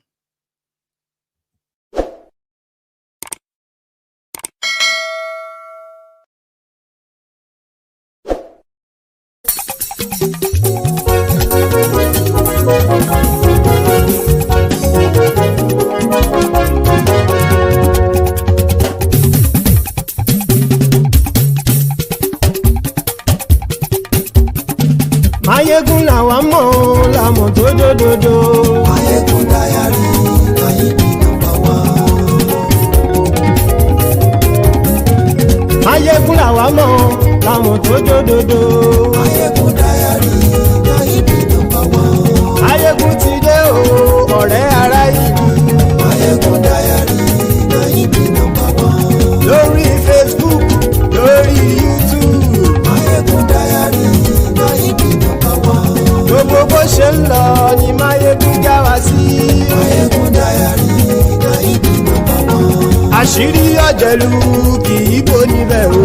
Maiyegun dayari Nayibi #1. Bó bá ṣe eré àní Maiyegun máa wí. Maiyegun dayari Nayibi #1. Ó sì tún ṣe eré wàá gbọ́ níbẹ̀ o. Maiyegun dayari Nayibi #1. Maiyegun dayari politico. Maiyegun dayari Nayibi #1. Godfatherism kò sí lọ́rọ̀ Maiyegun. Maiyegun dayari Nayibi #1. Ẹ farabalẹ̀ sẹ́ o kẹgọ́rọ̀ lẹ́nu o. Maiyegun dayari Nayibi #1. Àní Maiyegun làwa mọ̀ tó dòdòdò. Maiyegun dayari Nayibi #1.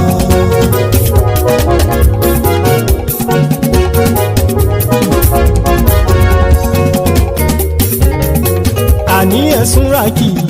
Maiyegun ti dé. Maiyegun ti dé. Ọ̀jẹ̀lú ẹ̀sùn ràkì. Maiyegun ti dé. Àní ẹ̀sùn ràkì. Maiyegun ti dé. Lórí Facebook. Maiyegun ti dé. Àní ẹ̀sùn ràkì. Maiyegun ti dé.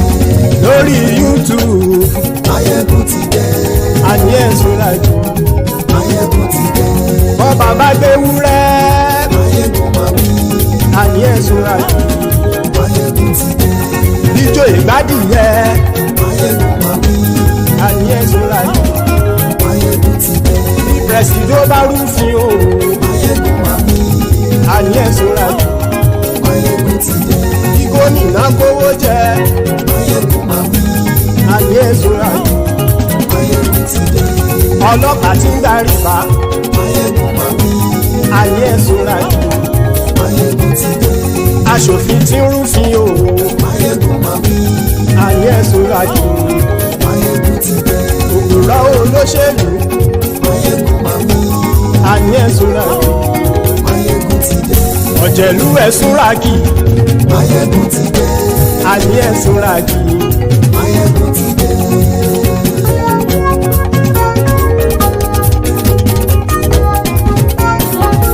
Maiyegun ti dé. Gbogbo ọ̀jẹ̀lú ẹ̀sùn ràkì. Maiyegun ti dé. Gbogbo ọ̀jẹ̀lú ẹ̀sùn ràkì. Ṣùgbọ́n ní bá ti ṣe èyí tó yẹ kí wọ́n ṣe, ọmọ bá dèrò ní fi wọ́n níran o. Maiyegun ti dé. Gbogbo ọ̀jẹ̀lú ẹ̀sùn ràkì. Maiyegun ti dé. Gbogbo ọ̀jẹ̀lú ẹ̀sùn ràkì. Ṣùgbọ́n ní bá ti ṣe yìí tó yẹ kí wọ́n ṣe, ọmọ bá dẹ̀rọ̀ ò ní fi wọ́n níran. wọ́n fowó bẹ́ẹ̀ o Maiyegun ó sọ pé wọ́n ò bẹ́ẹ̀ wọ́n fowó bẹ́ẹ̀ Maiyegun ó sọ pé wọ́n ò bẹ́ẹ̀ oníkanṣá ti ṣe èyí tó yẹ kí wọ́n ṣe fáwọn ará ìlú tó gbé wọn débẹ̀ o àyè. Maiyegun ti dé gbogbo ọ̀jẹ̀lú ẹ̀ súnra kì í. Maiyegun ti dé gbogbo ọ̀jẹ̀lú ẹ̀ súnra kì í. Ṣùgbọ́n ní bá ti ṣe yìí tó yẹ kí wọ́n ṣe ọmọ bá dẹ́rọ̀ ò ní fi wọ́n níran. Ha! Kì máa yí ṣe eré ọ̀rọ̀ yìí kì í ṣe ẹ̀fẹ̀. Kì máa yí ṣe eré ọ̀rọ̀ yìí kì í ṣe ẹ̀fẹ̀. Ẹni bá ti lè lẹ́bọ̀ lẹ́rù o ọmọ bá dèrò kàṣàyè tú wọn síta. Maiyegun ti dé gbogbo ọ̀jẹ̀lú ẹ̀ súnra kì í. Maiyegun ti dé gbogbo ọ̀jẹ̀lú ẹ̀ súnra kì í. Ṣùgbọ́n ní bá ti ṣe yìí tó yẹ kí wọ́n ṣe ọmọ bá dẹ́rọ̀ ò ní fi wọ́n níran. Tẹnitẹni ọmọ Maiyegun ọ̀rẹ́ ara ìlú mọ̀mọ́ ni mo fọlọ́hún ṣọ́ ẹ̀ bá kìlẹ́bù lóòótọ́ olódodo ìlú ọ̀tá ìlú mọ̀mọ́ ni ìwọ ṣá máa ń ṣọ́ra kò sì mọ́ bẹ̀rù bọ́tà ń lè rí bóníṣègùn lé káwọn mọ̀mọ́ fi ṣera wọn ni ó ti dẹrùn tí wọn ò gbọ́dọ̀ sì mọ́ bẹ̀. èèpo ọ̀gọ̀lọ́mọ bá dérò tàjẹ́ ò gbọ́dọ̀ jẹ́ ó ti dọba lórí àbínú ẹni kò sì mọ́ fòyà àìsíwọ́lu ní ẹnìkẹ́ ìgbódì ẹyin lábàrá o ó kó ẹni tó bá dán o àkàmù. Maiyegun ti dé gbogbo ọ̀jẹ̀lú ẹ̀ túnra kì Maiyegun ti dé gbogbo ọ̀jẹ̀lú ẹ̀ túnra kì o ẹni bá ti ṣe yìí tó yẹ kí wọ́n ṣe ọmọ bá dèrò òní fi wọ́n níran o. Maiyegun ti dé gbogbo ọ̀jẹ̀lú ẹ̀ súnra kì í. Maiyegun ti dé gbogbo ọ̀jẹ̀lú ẹ̀ súnra kì í. Ṣùgbọ́n ní bá ti ṣe yìí tó yẹ kí wọ́n ṣe ọmọ bá dẹ́rọ̀ ò ní fi wọ́n níran.